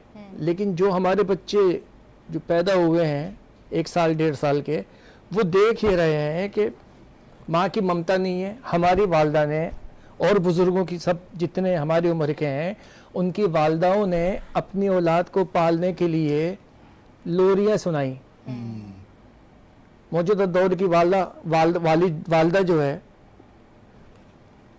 सुनाती नहीं है, सीने पे नहीं रखती अपने बेटे को, साइड में पड़ा हुआ होता है। तरबियत का फुकदान आप असल वजह ये मजर है। साहब ये बताएं आप, तो अगर हम क्लासिकल म्यूजिक को अपने पाकिस्तान में जिंदा करना चाहें तो जी क्या नहीं है, हमारे हो पाकिस्तान में सकता है? क्लासिकल वापस मौसीकी। वही रुझान आ सकता है? देखें, मैं आपको एक बात बताऊं, गुरु बिन कैसे गुन गावे, गुरु ना हो तो गुन नहीं आवे। ओह क्या वाह, बात क्या है। बात है। गुरु बिन कैसे गुन गावे, गुरु ना हो तो गुन नहीं आवे, सब गुनियन में बेगुनी कहलावे, गुरु बिन कैसे गुन गावे। क्या बात, क्या बात। अब जब हम लोग, हमारी सारी जिंदगी मौजूदा दौर की सोशल मीडिया पे चली गई है। हमारे बच्चे, हम खुद भी, हम रात को जब टाइम मिलता है तो हम कुरान की तरफ नहीं जाते, नमाज की तरफ नहीं सोशल जाते। मीडिया पे हम अपना टाइम हम ज़ाया अपना करते हैं। टाइम वहाँ ज़ाया करते हैं। यूट्यूब खोल लेते हैं, टिकटॉक खोल लेते हैं और उसमें इल्म ढूंढते हैं। अब टिकटॉक में क्या इल्म मिलेगा आपको? मदर साहब, हम आपकी तरफ बहुत खूबसूरत गुफ्तगू कर रहे हैं। मदर साहब, हम आपकी तरफ आते हैं दोबारा। हमारे साथ साकिब अली साबरी साहब मौजूद हैं। सर, हमने देखा है कि पाकिस्तान ने एक औरा देखा है कवाली का। हम अगर नाम लेना शुरू कर दें, उस्ताद नुसरत फ़तेह अली ख़ान साहब, बड़े ग़ुलाम अली ख़ान साहब, उसके अलावा फिर जो है अमजद फ़रीद साबरी, अमजद साबरी, तो उनके बाद फिर कवाली क्यों इतनी ज़वाल पजीर हो गई है? पाकिस्तान ने एक, पाकिस्तानियों की एक मोहब्बत है कवाली के साथ, आपको लगता है क्या वो अभी कायम है? मेरा ख्याल है 2016 के बाद से महदूद हो गई है, जी जी, अभी बहुत महदूद हो लिमिटेड गई है। मेरा ख्याल है कि मौजूदा दौर के हिसाब से तो अभी सूफीज़म जो है वो काफ़ी परवान चढ़ रहा है। परवान चढ़ रहा है, अल्लाह की मेहरबानी। लेकिन अंदाज कुछ चेंज हो गया है, क्योंकि जो हमारे बुजुर्ग उस्ताद बैठे हैं साथ मेरे ये समझते हैं, हमारे बुजुर्ग जो कवाली किया करते थे, जो खानकाही कवाली हुआ करती थी, वो अब इस दौर में, इस वक्त में लोगों को पता भी नहीं है। अब एक शोर शराबा है, कल्चर चेंज हो गया है, उस ट्रैक पे लोग चल रहे हैं। लेकिन ये है कि उससे फ़ायदा ये हुआ है कि किसी भी तरह, जो हमारा अपना नज़रिया है, किसी भी तरह सूफीज़म आगे बढ़ रहा है। पहले फंक्शन हुआ करते थे, गाने बजाने, ये वो, पूरी फैमिली एक साथ बैठ के उसको नहीं सुनती थी। सही। अब कम से कम कुछ देर के लिए इतना ज़रूर होता है, ताजदार रम भर दो फैमिली झोली, गैदरिंग हो जाती है। ये नाज शरीफ, तू कुजा मन कुजा, अल्लाहू, कुछ आश्रम लोग बैठ के एक साथ सुनते हैं, लोग अपनी निजी महफिलों को कवाली से जीनत दे रहे हैं। एंजॉय करते हैं। तो अंबर, इतने बेहतरीन कवाल हमारे पहले साथ तो ये मौजूद है होता आपने। था तैमूर की कवाली का वर्ड जो है निकला ही कॉल से है। जी जी, बिल्कुल ऐसे लेकिन ही। अब जो है वो सूरत हाल नहीं रही है कि कवाली को उस तरह से लोग कहते तो हैं। साकिब साहब से हम कोई बिल्कुल कवाली ना, कोई कवाली Possibility ही के या कोई possibility है, नात ऐसा शरीफ कैसे के हो 2 सकता बोल है? अगर आप हमें सुना दें हमारे नाज़रीन को। बिल्कुल बिल्कुल बिल्कुल, मैं इंशाल्लाह, अभी असल में आज माह रमज़ान का महीना है। जी जी जी, कल बैठा हुआ था, एक नाज शरीफ बहुत पसंद आई उस्ताद, बिस्मिल्लाह। बैठे बैठे, तो मैं सोच रहा हूँ उसी के 2-4 अशार प्लीज आपको प्लीज प्लीज कवाली के सुनाऊँ, हमारे नाज़रीन की नज़र। और तमाम देखने सुनने वाले जितने ही मेरे उस्ताद लोग हैं, जितने भी लोग हैं, उस्ताद, बिस्मिल्लाह बिस्मिल्लाह बिस्मिल्लाह। بسم اللہ.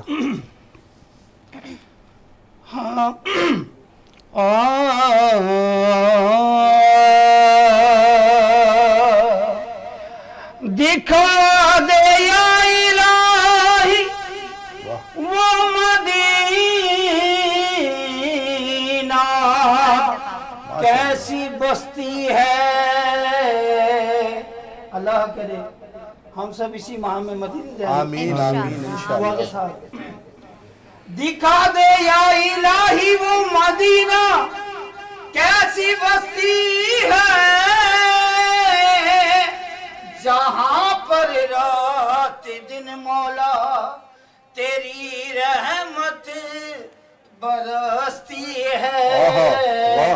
تو اب تو بس ایک ہی دھن ہے, اب تو بس ایک ہی دھن ہے.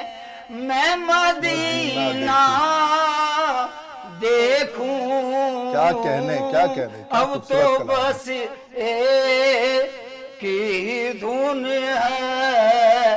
میں مدینہ دیکھوں اس آس پہ جیتا ہوں کہہ دے یہ کوئی آ کر. اس آس پہ جیتا ہوں کہہ دے یہ کوئی آ کر. چل تجھ کو مدینے میں سرکار بلاتے ہیں. اب تو بس ایک ہی دھن ہے. میں مدینہ دیکھوں کٹ جائے ساری عمر تیرے ذکر پاک میں. کاش کے رسول کی کیا خواہش ہے. آمین. کٹ جائے ساری عمر تیرے ذکر پاک میں. مل جائے میری خاک مدینے کی خاک میں. اب تو بس ایک ہی دھن ہے. میں مدینہ دیکھوں. انشاءاللہ ہم سب ساتھ ہوں اس دعا کے ساتھ. ایک اشعار اور. وہ دن بھی تو آئے گا وہ رات بھی آئے گی. وہ دن بھی تو آئے گا وہ رات بھی آئے گی. دن گزرے گا مکے میں اور شام مدینے میں. اب تو بس خوبصورت ایک ہی دھن ہے. میں مدینہ دیکھوں. ماشاءاللہ بہت خوبصورت انداز میں آپ نے. اور دعا ہے کہ ہم سب انشاءاللہ مدینہ ضرور دیکھیں. رمضان میں اللہ ہمیں مدینہ دکھائے. 4-5 دن سے طبیعت میری تھوڑی خراب تھی. نہیں سر آپ یہ نے ہمارے یوتھ کی آواز غلام معین الدین صاحب میرے بھائی ہیں, ان کی محبت ہے کہ میں یہاں بیٹھا ہوں. اور بنو یوتھ کی آواز کو آپ نے کیسا پایا؟ میں نے بس ایسا پایا کہ جو یہ کام کر رہے ہیں اللہ پاک ان کو دن دگنی رات چوگنی. آمین آمین الہی آمین الہی آمین اللہم آمین. آمین. حافظ صاحب کی جانب میں آؤں گی. حافظ صاحب تھوڑا سا اگر میں آپ سے پیرنٹنگ کے حوالے سے سوال کروں, آج کی جو ہماری والدہ ہیں جو اتنی اپڈیٹڈ ہو گئی ہیں, کیا وجوہات ہیں کیوں وہ اپنے بچوں پر اس طرح سے رجحان نہیں دے پا رہی ہوتی ہیں جیسے پہلے کی مائیں تربیت کرتی تھیں؟ کیونکہ ان کی تربیت پر ہی ہمارا فیوچر, ہمارے پاکستان کا فیوچر ہی آپ دیکھ لیں نا ڈیپینڈ کرتا ہے. بہت زبردست سوال ہے. امام غزالی رحمۃ اللہ تعالی علیہ کی والدہ کو دیکھ لیتے ہیں. جی جی. آپ 2 بھائی تھے, امام محمد غزالی اور امام احمد غزالی. جی جی. اور ان کے ابتدائی عمر میں والد صاحب کا انتقال ہو گیا تھا. اور عام طور پہ یہ بات کہا جاتا ہے کہ آج اگر کسی کے ہسبینڈ کا انتقال ہو جائے تو والدہ یہ کہتے ہوئے نظر آتی ہیں کہ بچوں کی تربیت اس لیے نہیں ہو پائی کیونکہ والد نہیں تھے, اس لیے تربیت نہیں ہو پائی. تو ان سے پوچھتے ہیں کہ ان نفوس قدسیہ نے اپنے بچوں کی تربیت کیسے کی؟ تو ایسی تربیت کی کہ دونوں وقت کے جید عالم بنے. اللہ اکبر. اور کیمیائے سعادت کے مصنف امام غزالی, امام محمد غزالی رحمۃ اللہ تعالی علیہ, اور دنیا آپ کی معترف, دنیا معترف ہے. اور فرمایا کہ ایسے معترف ہے اور ایسے کشف و کرامت رکھتے تھے کہ ایک دفعہ بڑے بھائی نے شکایت کی, امام محمد غزالی نے شکایت کی کہ امام احمد میرے پیچھے نماز نہیں پڑھتے. اور لوگ دنیا سوال کرتی ہے کہ بھئی تم امام ہو, تمہارے پیچھے تمہارے بھائی نماز نہیں پڑھتے. تو والدہ نے کہا کہ بھائی آپ ان کے پیچھے نماز کیوں نہیں پڑھتے؟ اگلے دن نماز پڑھنے چلے گئے, اور جب نماز کے لیے گئے تو پتہ چلا کہ ایک رکعت نماز پڑھی اور ایک رکعت کے بعد نیت توڑ کر واپس آ گئے. امام محمد غزالی نے والدہ سے دوبارہ کہا یہ پہلے نہیں جاتے تھے تو بہتر تھا, اب تو گئے اور سوالات اٹھ رہے ہیں کہ ایک رکعت پڑھ کر توڑ کر آ گئے. والدہ نے وجہ دریافت کی کہ بھائی امام احمد غزالی آپ نے ایسا کیوں کیا؟ کہا بھائی جان جب نماز پڑھا رہے تھے تو نماز پڑھاتے ہوئے ایک فقہی مسئلے پر ان کی توجہ چلے گئی, اور اللہ سے نماز میں تو اللہ سے ربط ہوتا ہے, تو میں نے یہ دیکھا کہ اللہ کے بجائے ان کا ربط ان سے جوڑ گیا, اپنے فقہی مسائل کو ہی سوچنے لگ گیا, اس لیے میں نماز توڑ کر آ گیا. تو والدہ نے کیا تاریخ ساز جملہ کہا کہ اگر امام محمد غزالی کی توجہ فقہی مسئلے کی طرف چلے گئی تھی اللہ سے ہٹ کر, تو تمہاری توجہ اللہ سے ہٹ کر امام غزالی کی طرف کیوں چلے گئی؟ کیا تاریخ ساز جملہ دیا اور تربیت کی, اور ان کو بھی بتایا کہ ضرورت اس امر کی ہے کہ ہماری توجہ مستقل طور پر اللہ کی طرف ہونی چاہیے تھی. پھر جب والدہ محترمہ کس الفاظ سے اندازہ لگائیں, جب والدین ایسے ہوں گے, جب والدہ ایسی ہوں گی, جو پہلی درسگاہ ایسی ہوگی, تو پھر تربیت کیسی ہوگی.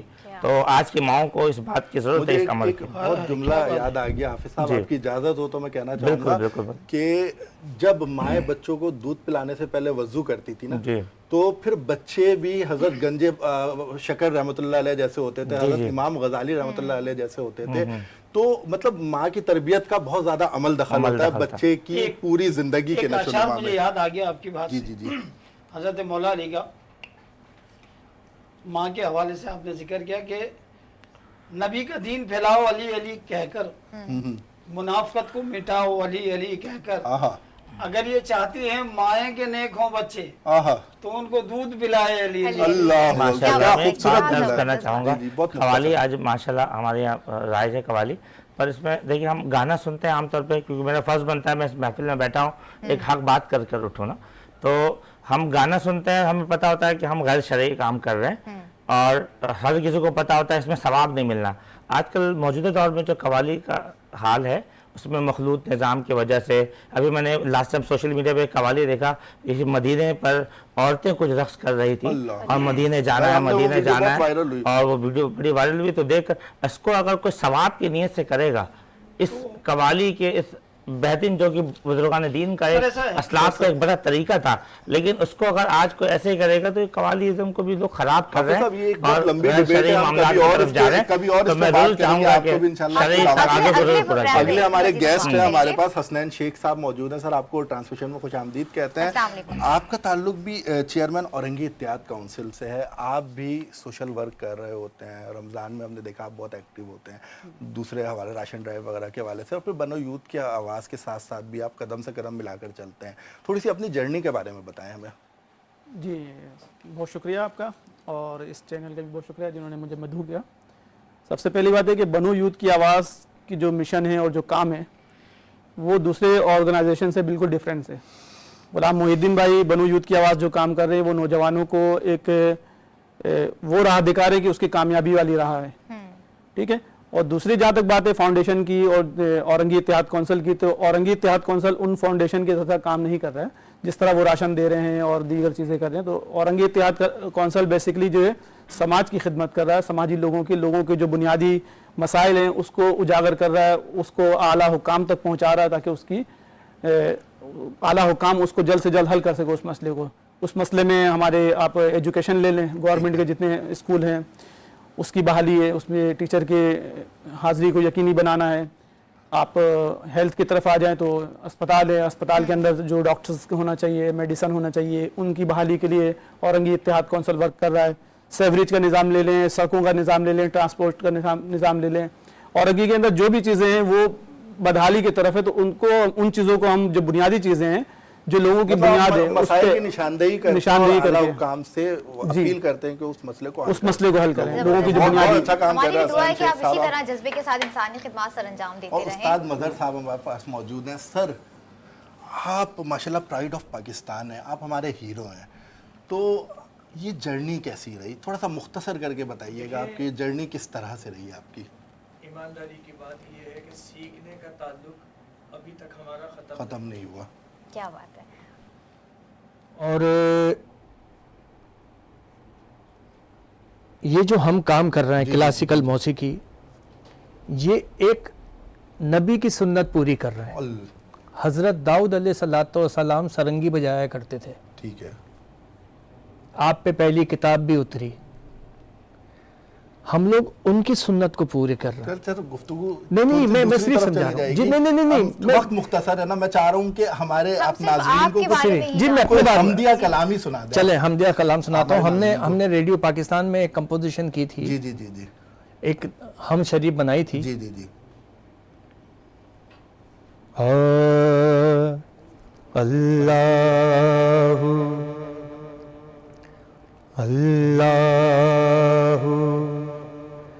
اللہ اللہ پہلا صفا اللہ میں نے لکھا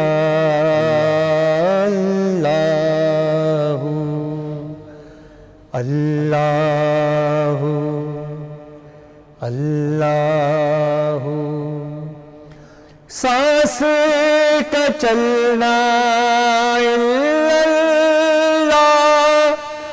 دل کا دھڑکنا اللہ اللہ اللہ اللہ اللہ میرا ہونا تیرا نشان تیرا ہونا اللہ اللہ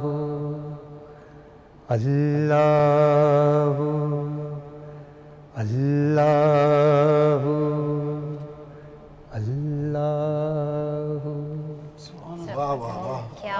اللہ. ہمارے والد کا انتقال ہوا جب ہم 13 سال کے تھے. تربیت کی بتا رہا ہوں، والدہ کی تربیت. جی جی. 9th کلاس میں تھے ہم. جی جی. اس کے بعد ہماری والدہ کی تربیت شروع ہوئی ابا کے مرنے کے بعد. 1979 میں ابا کا انتقال ہوا. جی. 83 میں ہماری نیشنل بینک میں جاب لگی ایز اے ٹائپسٹ. ہم کو پہلی تنخواہ ملی 906 روپے. ٹھیک ہے. 93 میں 906 روپے تنخواہ ملی ہمیں. اور تنخواہ ملنے کے بعد ہمیں نہیں پتا تھا کہ بینک میں بونس بھی ملتا ہے. اچھا. تو 6 مہینے بعد جون میں بونس ملتا ہے. تو بونس ہمیں ملا 1550 روپے. اچھا. 1500 یا 1550 روپے. تو ہم نے خوشی خوشی لا کے اپنی والدہ کے ہاتھ میں دیا. تنخواہ ہم 906 روپے دے چکے تھے. بونس دیا تو امی نے ہمارا گریبان پکڑ لیا. یہ پیسے کہاں سے لایا؟ تو حرام کھا رہا ہے. یہ تربیت تھی پہلے ماؤں کی. تو حرام کھا رہا ہے. مجھے تیرے حرام کھانے کی پیسے کی ضرورت نہیں ہے. مجھے نہیں ضرورت ہے. ہماری ماں کا یہ عالم تھا کہ اگر ہم فجر ظہر عصر مغرب عشاء نہیں پڑھتے تھے تو ہماری ماں ہمیں نہ ناشتہ دیتی تھی نہ کھانا دیتی تھی. بس مختصر سے آپ ہمیں بتا دیں بنو یوتھ کی آواز کے ساتھ آپ کی جرنی کیسی رہی؟ سر ہم یہ چاہیں گے کہ ہماری یوتھ کو اللہ کرے کہ اچھے ماں باپ مل جائیں اور ماں باپ کے لیے اچھی یوتھ سمجھ. بہت شکریہ استاد مظہر صاحب. ہمارا ناظرین ہمارا اگلا سیگمنٹ بول کے لب آزاد ہیں تیرے، بول کے زباں اب تک تیری ہے. بریک کے بعد ایک دفعہ پھر آپ کی خدمت میں حاضر ہوں گے ننھے منھے ڈیبیٹرز کے ساتھ، اور آپ ان بچوں کے ڈیبیٹ سے لطف اندوز ہوں گے. اپنے میزبان کو کچھ دیر کے لیے اجازت دیجیے. بریک کے بعد ایک دفعہ پھر آپ کی خدمت میں حاضر ہوتے ہیں. السلام علیکم ورحمۃ اللہ.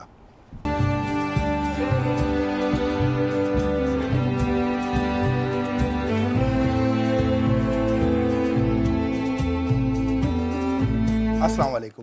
بریک کے بعد وینس ٹی وی کی اسکرین پہ ایک دفعہ پھر آپ کو خوش آمدید کہتے ہیں. بریک کے بعد ہمیں کچھ نئے مہمانوں نے جوائن کیا ہے. ہمارا اگلا سیگمنٹ بول کے لب آزاد ہیں تیرے. تو اس سیگمنٹ کے جج ہمارے ذیشان علی صاحب ہے. سر آپ کو خوش آمدید کہتے ہیں. آپ ڈیبیٹر ہیں, پبلک اسپیکر ہیں, آپ ممبر ہیں کیپس کے, اور آپ ممبر ہیں انٹرنیشنل ٹوسٹ ماسٹر کے. اس کے ساتھ پہلی دفعہ ہمیں ٹرانسمیشن میں جوائن کیا ہے جناب ثاقب سعید صاحب نے. السلام علیکم سر, آپ کو خوش آمدید کہتے ہیں. آپ بھی ڈیبیٹر ہیں, پبلک اسپیکر ہیں, اور آپ ہیڈ ہیں بولش کلب کے, اور آپ ممبر ہیں کیپس انسٹیٹیوٹ کے. زبردست. ثاقب صاحب میں آپ کی جانب آؤں گی. تقریر کرنا ایک خوبصورت فن ہے. آپ کیا سمجھتے ہیں ہماری جو آج کی یوتھ ہے ان کو اس کس حد تک کتنی ضرورت ہے کہ وہ اس فن سے ہم آشنا ہوں؟ سب سے پہلے تو میں یہ کہنا چاہتا ہوں کہ تقریر اور خطابت جی یہ اس میں اگر آپ اس میں سب سے پہلے جو اہم بات ہے وہ اپنی بات کو ایک صاف انداز میں, واضح انداز میں اوروں کو پہنچانا ہے. جی جی جی. اور آپ کا جو آئی کانٹیکٹ ہے وہ اوروں کے ساتھ کیسا ہے, اور آپ اپنی بات سے مکرر نہیں, جو موضوع دیا ہے اسی پر بات کریں. جی جی اسی پر بات کریں, آگے پیچھے سے وہاں. اچھا, تو ہمارے ساتھ امبر آج کچھ ننھے منھے جی جیسے روز ہمارے 3 کنٹیسٹنٹ ہوتے ہیں, آج بھی ہمارے ساتھ 3 کنٹیسٹنٹ ہیں. ان کو پھر ہمارے پاس جو پہلی کنٹیسٹنٹ ہے ان کا نام ہے ماہنور عادل صاحبہ. آپ کا تعلق اقرا ریئل اسلامک اسکول سے ہے. آپ کلاس 4 کی طالبہ ہیں. میں گزارش کروں گا کہ آپ روسٹرم پر تشریف لائیں اور اپنی تقریر کا آغاز کریں. جی, اور مہانور کو یہ بھی بتاتے جائیں کہ مہانور صرف 2.5 منٹ کا وقت ہوگا آپ کے پاس اپنی تقریر مکمل کرنے کے لیے. ٹھیک ہے, اپنا آپ تقریر شروع کریں. آپ کا ٹائم شروع ہوتا ہے اب. میری تقریر کا موضوع ہے لطف عبادت. کتنی عجیب ہے گناہوں کی جستجو غالب, کتنی عجیب ہے گناہوں کی جستجو غالب, نماز بھی جلدی میں پڑھتے ہیں پھر سے گناہ کے لیے. صدر علی وقار. میں نے جب لطف عبادت کا لفظ سنا تو میں حیران رہ گئی کہ کیا عبادتوں میں بھی لطف ہوتا ہے؟ کیا 5 وقت کی نماز ادا کرنے میں بھی لطف محسوس ہو سکتا ہے؟ فجر کی نماز کے لیے سردی میں نیند خراب کر کے اٹھنا پڑتا ہے. عشاء کی 17 رکعتوں میں کمر اکڑ جاتی ہے, لیکن پھر بھی ہمیں پڑھنا پڑتا ہے. کیوں؟ کیونکہ نماز ہم پر فرض ہے, اور فرض عبادت تو لازمی ہے. مرنے کے بعد سب سے پہلا سوال نماز کے بارے میں پوچھا جائے گا. روزہ یعنی پورے دن بھوکے پیاسے رہنا, نمازیں پڑھنا, عبادتیں کرنا, یہ ہم پر فرض ہے. کیا پورے دن بھوکے پیاسے رہنے میں مزہ آ سکتا ہے؟ لطف محسوس ہو سکتا ہے؟ دل و دماغ میں ایک عجیب جنگ چھڑ جاتی ہے. صدر علی وقار. کچھ دنوں کے بعد مدرسے میں قاری صاحب نے عبادت کے متعلق کچھ باتیں بتائیں تو میں سن کر حیران رہ گئی کہ کیا قاری صاحب نے بتایا کہ ہمیں لگتا ہے کہ نماز ہم پر فرض ہے, اسی لیے تو ہم نماز پڑھتے ہیں, لیکن اللہ تعالیٰ نے نماز ہم پر فرض اسی لیے کی کہ ہم اللہ تعالیٰ سے ملاقات کریں. 5 وقت کی نماز تو صرف اللہ تعالیٰ سے رابطے کا ذریعہ ہے. جب ہم جانماز میں بیٹھ کر نماز ادا کرتے ہیں تو اللہ تعالیٰ اور ہمارے درمیان کا فاصلہ مٹ جاتا ہے. اللہ تعالیٰ ہمیں خود سنتے ہیں. ہم اپنی خواہشات اللہ تعالیٰ کو بتاتے ہیں. اگر ہمیں کسی کی کوئی بات بری لگے تو ہم اللہ تعالیٰ کو بتاتے ہیں. صدر علی وقار. جب سے عبادت کا مطلب جانا ہے تب سے عبادت میں مزہ آنے لگا ہے. میرا دل چاہتا ہے کہ میں 5 وقت کی نمازیں پڑھوں, اللہ سے ملاقاتیں کروں, اللہ تعالیٰ کو اپنی ساری باتیں بتاؤں. وہ اللہ جو میرا اتنا پیارا دوست ہے اسے میں اپنی تمام باتیں بتاؤں. اور جب عبادتیں دل سے کی جائیں تو عبادتوں میں مزہ آتا ہے, اور بے انتہا لطف بھی محسوس ہوتا ہے. کوئی عبادت کی چاہ میں رویا تو کوئی عبادت کی راہ میں رویا, کوئی عبادت کی چاہ میں رویا تو کوئی عبادت کی راہ میں رویا. عجیب ہے نماز محبت, کوئی قضا کر کے رویا تو کوئی ادا کر کے رویا. شکریہ. بہت زبردست انداز تھا مہانور آپ کا. اسی کے ساتھ اپنی دوسری کنٹیسٹنٹ کو میں بلانا چاہوں گی جن کا تعلق ہے the learning education secondary school, Hafsa Kanwal. Hafsa Kanwal, آپ کے پاس بھی صرف 2.5 منٹ ہے اپنی تقریر کو سم اپ کرنے کے. اسٹارٹ کیجیے. ایاک نعبد و ایاک نستعین. میرے محترم اساتذہ کرام اور میرے پیارے دوستوں, آپ سب کو میری طرف سے السلام علیکم. دل میں خدا کا ہونا لازم ہے اقبال، دل میں خدا کا ہونا لازم ہے اقبال، سجدوں میں پڑے رہنے سے جنت نہیں ملتی۔ جناب صدر، آج مجھے جس موضوع پر لب کشائی کرنے کا موقع ملا ہے وہ ہے خشوع و خضوع۔ صدر علی وقار ہے نیتیں باندھے اپنی اپنی سوچوں میں ہے گم، کوئی امام سے تو پوچھے کس سے نماز پڑھا رہا ہے۔ ارے اے مسلمان، جب تو عبادت کے لیے کھڑا ہوتا ہے تو تیرا دھیان عبادت سے زیادہ روزمرہ کے کاموں میں ہوتا ہے، نہ تجھے قیام کا پتہ چلتا ہے نہ تجھے رکوع و سجود کا، یہاں تک کہ دعا میں بھی تجھے کوئی دلچسپی نہیں۔ جناب صدر، جبکہ اللہ تعالیٰ اپنے نبی سے فرماتا ہے فَإِنَّكَ أَيُّنَا، اے نبی ہم آپ کو دیکھ رہے ہیں نماز میں بھی اور چلتے پھرتے ہوئے بھی، لیکن اے مسلمان تجھے عبادت کرتے ہوئے ایسا محسوس کیوں نہیں ہوتا، ڈر کیوں نہیں لگتا کہ تو ایک کائنات کے رب کے سامنے کھڑا ہے؟ بندوں سے تجھے امیدیں خدا سے نا امیدی، بندوں سے تجھے امیدیں خدا سے نا امیدی، بتا تو صحیح اور کافری کیا ہے؟ اے مسلمان، عاجزی سے دونوں ہاتھ اٹھا کر اللہ اکبر بول، رکوع میں جاتے ہوئے اور سجود میں جاتے ہوئے دونوں ہاتھ دوبارہ اٹھا اور اللہ اکبر بول کہ میرے رب تو ہی سب سے بڑا ہے، تیرے سامنے میری ہستی کچھ بھی نہیں۔ یہی خشوع اور خضوع ہے۔ صدر علی وقار، اپنے آپ کو میں نے سرنڈر کر دیا ہے، ہاتھ اٹھا دیے ہیں، بس میں نے اب تیرے لیے میرے رب تو ہی سب سے بڑا ہے، تیرے سامنے میری ہستی کچھ بھی نہیں، میرا ذہن کہیں نہیں، میری سانس اور میری سوچوں میں، میرے دل میں اور میرے دماغ میں بس تو ہی تو ہے۔ خودی کو کر بلند اتنا کہ ہر تقدیر سے پہلے، خودی کو کر بلند اتنا کہ ہر تقدیر سے پہلے، خدا بندے سے خود پوچھے گا بتا تیری رضا کیا ہے۔ شکریہ۔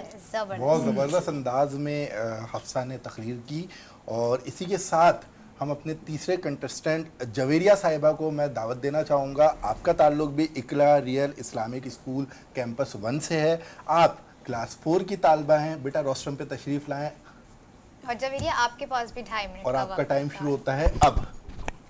السلام علیکم۔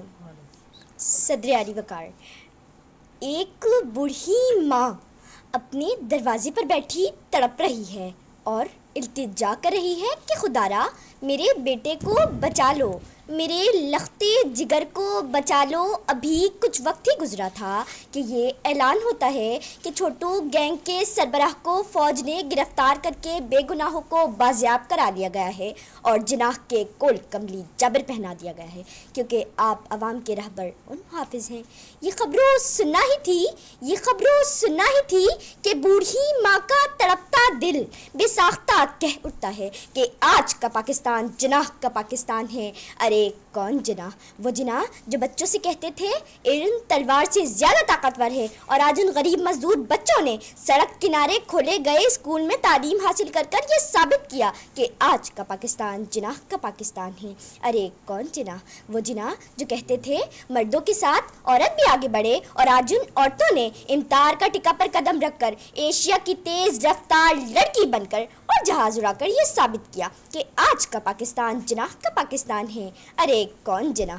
وہ جناح جو بھارتی مظالم کے سامنے ایک سیسا پلائز دیوار تھے، اور آج اسفن یار ولی بن کر اور شیر خان بن کر بھارت کا غرور خاک میں ملا کر یہ ثابت کر رہے ہیں چلتا ہے خنجر تو چلے میری رگوں پر، کہ چلتا ہے خنجر تو چلے میری رگوں پر، خود ہی بیچ کر کبھی میں اپنی جھک نہیں سکتا، اور مٹنے کو تو یہ دنیا بھی مٹ سکتی ہے لیکن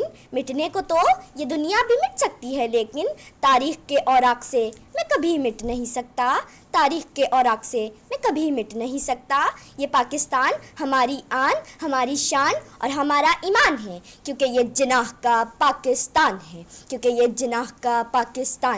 یہ پربت یہ جھرنے یہ اشجار اس کے، یہ پربت یہ جھرنے یہ اشجار اس کے، یہ جنگل یہ صحرا یہ گلزار اس کے، کسی کو بھی رونق مٹانے نہ دیں گے، وطن پر کبھی آنچ آنے نہ دیں گے، آپ کی سماعتوں کا شکریہ۔ بہت شکریہ. بہت اچھے انداز میں جویریہ صاحبہ نے تقریر کی اور تینوں ہی بچوں نے بہت زبردست انداز میں تقریر کی. ذیشان علی صاحب ہمارے جج ہیں جو کمپائل کر رہے ہیں اس وقت رزلٹ کو. جتنی دیر میں آپ کمپائل کریں گے میں ثاقب سعید صاحب ایک دفعہ اور آپ کی طرف آنا چاہوں گا. بنو یوتھ کی آواز یوتھ کو پلیٹ فارم پرووائڈ کرتا ہے اور ابھی آپ نے پلیٹ فارم دیکھا کہ ایک ننھے منھے بچے جن کو ٹی وی اسکرین پر آ کر تقریر کرنے کا موقع ملا. یقیناً یہ بنو یوتھ کی آواز اور غلام محی الدین کا خاصہ ہے. تو آپ اس عمل کو کس طرح سے دیکھ رہے ہیں اور آپ کو کیا لگتا ہے کہ یہ بچوں کی سماعتوں کے اوپر اور بچوں کی پرورش پر یہ عمل اس عمر میں جب وہ ٹی وی کے اوپر تقریر کر رہے ہیں کتنا اثر انداز ہوگا؟ ماشاءاللہ بہت اچھا ہی کام ہو رہا ہے اور بنو یوتھ کی آواز جو کر رہی ہے اور اس میں بچوں کی چشم پوشی ہوتی ہے اور انہیں خطابت کا ایک نیا سلیقہ سیکھنے کو ملتا ہے اور یہ اس معاشرے میں اور آج کے دور میں ایک بہت ہی اہم چیز ہے اور ہمیں سب بچوں کو اس کی طرف لانا چاہیے. اور کیونکہ اگر آج کے بچے اس فن سے بھی اس فن کو نہیں جانتے تو یہ ایک بہت ہی افسوس کی بات ہے کیونکہ آج کل کے زمانے میں یہ فن اور خطابت کا فن بہت ہی اہم فن ہے اور بنیادی فن ہے اور ہر بچے کو یہ سیکھنا چاہیے اور بہت ہی زبردست کام ہو رہا ہے بنو یوتھ کی آواز میں. تیمور لگتا ہے ذیشان صاحب نے اپنا رزلٹ تیار کر لیا ہے. رزلٹ ریڈی ہے؟ جی یس سر. تو سب سے پہلے آپ صرف اتنا بتائیں تینوں تقریر آپ نے سنی کیسی لگی آپ کو تقریر اور اس تقریر کے بارے میں آپ کیا کہیں گے اسپیچ کے بارے میں؟ تقریر کے بارے میں یہ کہنا چاہتا ہوں کہ گرتے ہیں شاہسوار میدان جنگ میں وہ طفل کیا گرے جو گھٹنوں کے بل چلے. تو ایک مقرر کے لیے میرے نظر میں کہ اگر آپ کی آج کی تقریر یعنی جو تقریر جس دن آپ کر رہے ہیں وہ پچھلی تقریر سے بہتر ہے تو اس کا مطلب آپ جیت گئے. باقی یہ پوزیشن جو فرسٹ سیکنڈ تھرڈ یہ تو ایک فارمیلٹی ہوتی ہے تمام. اس دن لیکن تینوں بالکل کافی مشکل رہا میرے لیے بطور منصب یہ کرنا. تو باقی ماشاءاللہ تقریر بہت مجھے اچھی لگی, بہت سننے میں اچھا لگا اور موضوع بہت ہی عمدہ موضوع تھے اور یہ رزلٹ کمپائل ہو چکے ہیں. یہ اچھا رزلٹ ہمارے پاس آ چکے ہیں انبر. تو بڑا مشکل کام ہوتا ہے رزلٹ اناؤنس کرنا اور ابھی بچوں کی ہارٹ بیٹ بھی تیز ہو رہی ہوگی کون جیتا. لیکن میں رزلٹ اناؤنس کرنے سے پہلے تینوں بچوں کو کہنا چاہوں گا آپ تینوں نے بہت اچھی تقریر کی.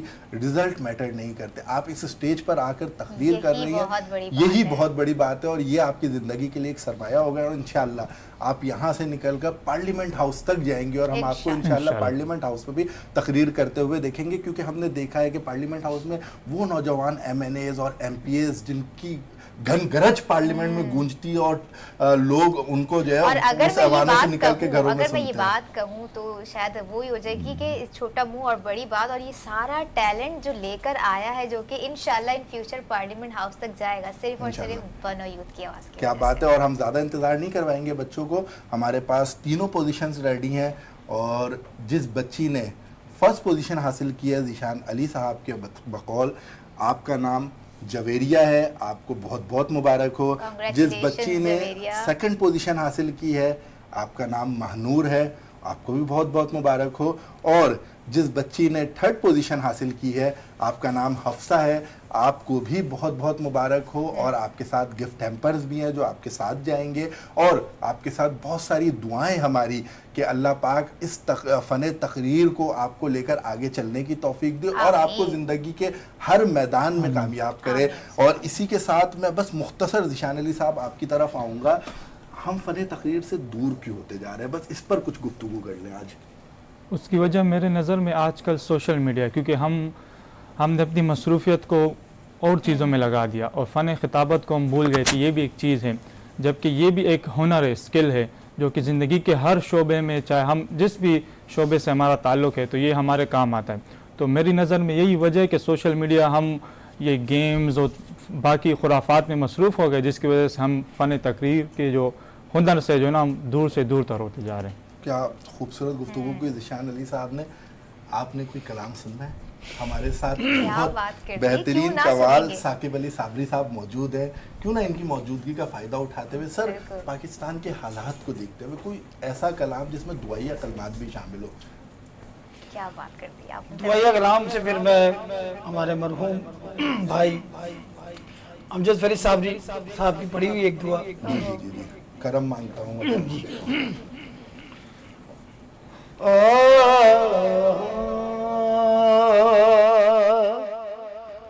کرم مانگتا ہوں عطا مانگتا ہوں الہی میں تجھ سے دعا مانگتا کرم مانگتا ہوں عطا مانگتا ہوں الہی میں تجھ سے دعا مانگتا ہوں عطا کر تو شان کریمی کا صدقہ عطا کر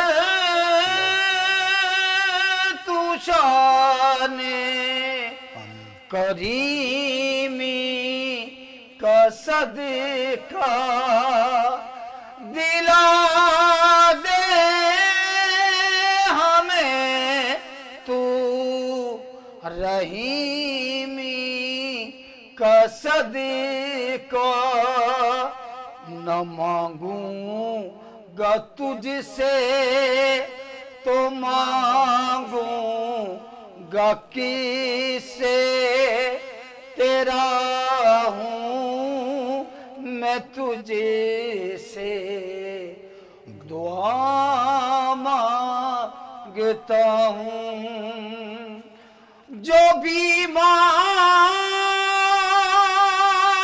ہیں ان کو صحت عطا کر جو مفلس ہیں ان کو تو دولت عطا کر مریضوں کی خاطر شفا مانگتا ہوں الہی میں تجھ سے دعا مانگتا ہوں.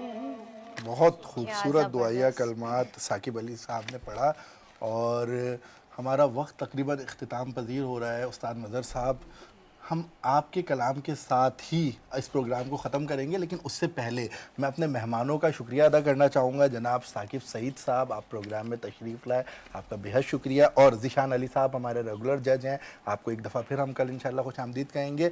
اور ناظرین کرام، آپ بنو یوتھ کی آواز کے پلیٹ فارم سے آپ جو ان ننھے منھے بچوں کو دیکھ رہے ہیں، ہماری دعا ہے اللہ کریم ان بچوں کو سدا کامیاب کرے اور ان بچوں کو یہاں سے نکال کر ان کی ان منزلوں پر لے کر جائے جن کا خواب ان کے ماں باپ نے اپنی آنکھوں میں سجایا تھا. ہم سب سے پہلے اپنے تمام اسپانسرز کا جنہوں نے اس نشریات کو آپ تک پہنچانے میں ہمارے ساتھ تعاون کیا، ہم شکریہ ادا کرنا چاہیں گے. خاص طور پر ایمز کا، جن کا دعویٰ ہے کہ وہ 20,000 پر منتھ میں ہر فیملی کو گھر پرووائڈ کر رہے ہیں. اور Q&N فوڈز کا، حنفیہ فوڈ کا، السید بلڈرز اینڈ ڈیولپرز کا، مرکری گارمنٹس کا، نیلسن پینٹس کا اور ریزمین فوڈ کا. جناب استاد مظہر صاحب آپ کلام پڑھیں گے اور آپ کے کلام کے ساتھ ہی ہم اس ٹرانسمیشن کو ختم کر دیں گے. السلام علیکم. جی. اللہ اللہ اللہ جل شان اللہ، تیرا نام لیے میری ہووے تسلی. اللہ ہی اللہ، تو رحیم ہے، تو کریم ہے، تو ستار ہے، تو غفار ہے. ریم جھیم برسے نور تجلی अल्लाह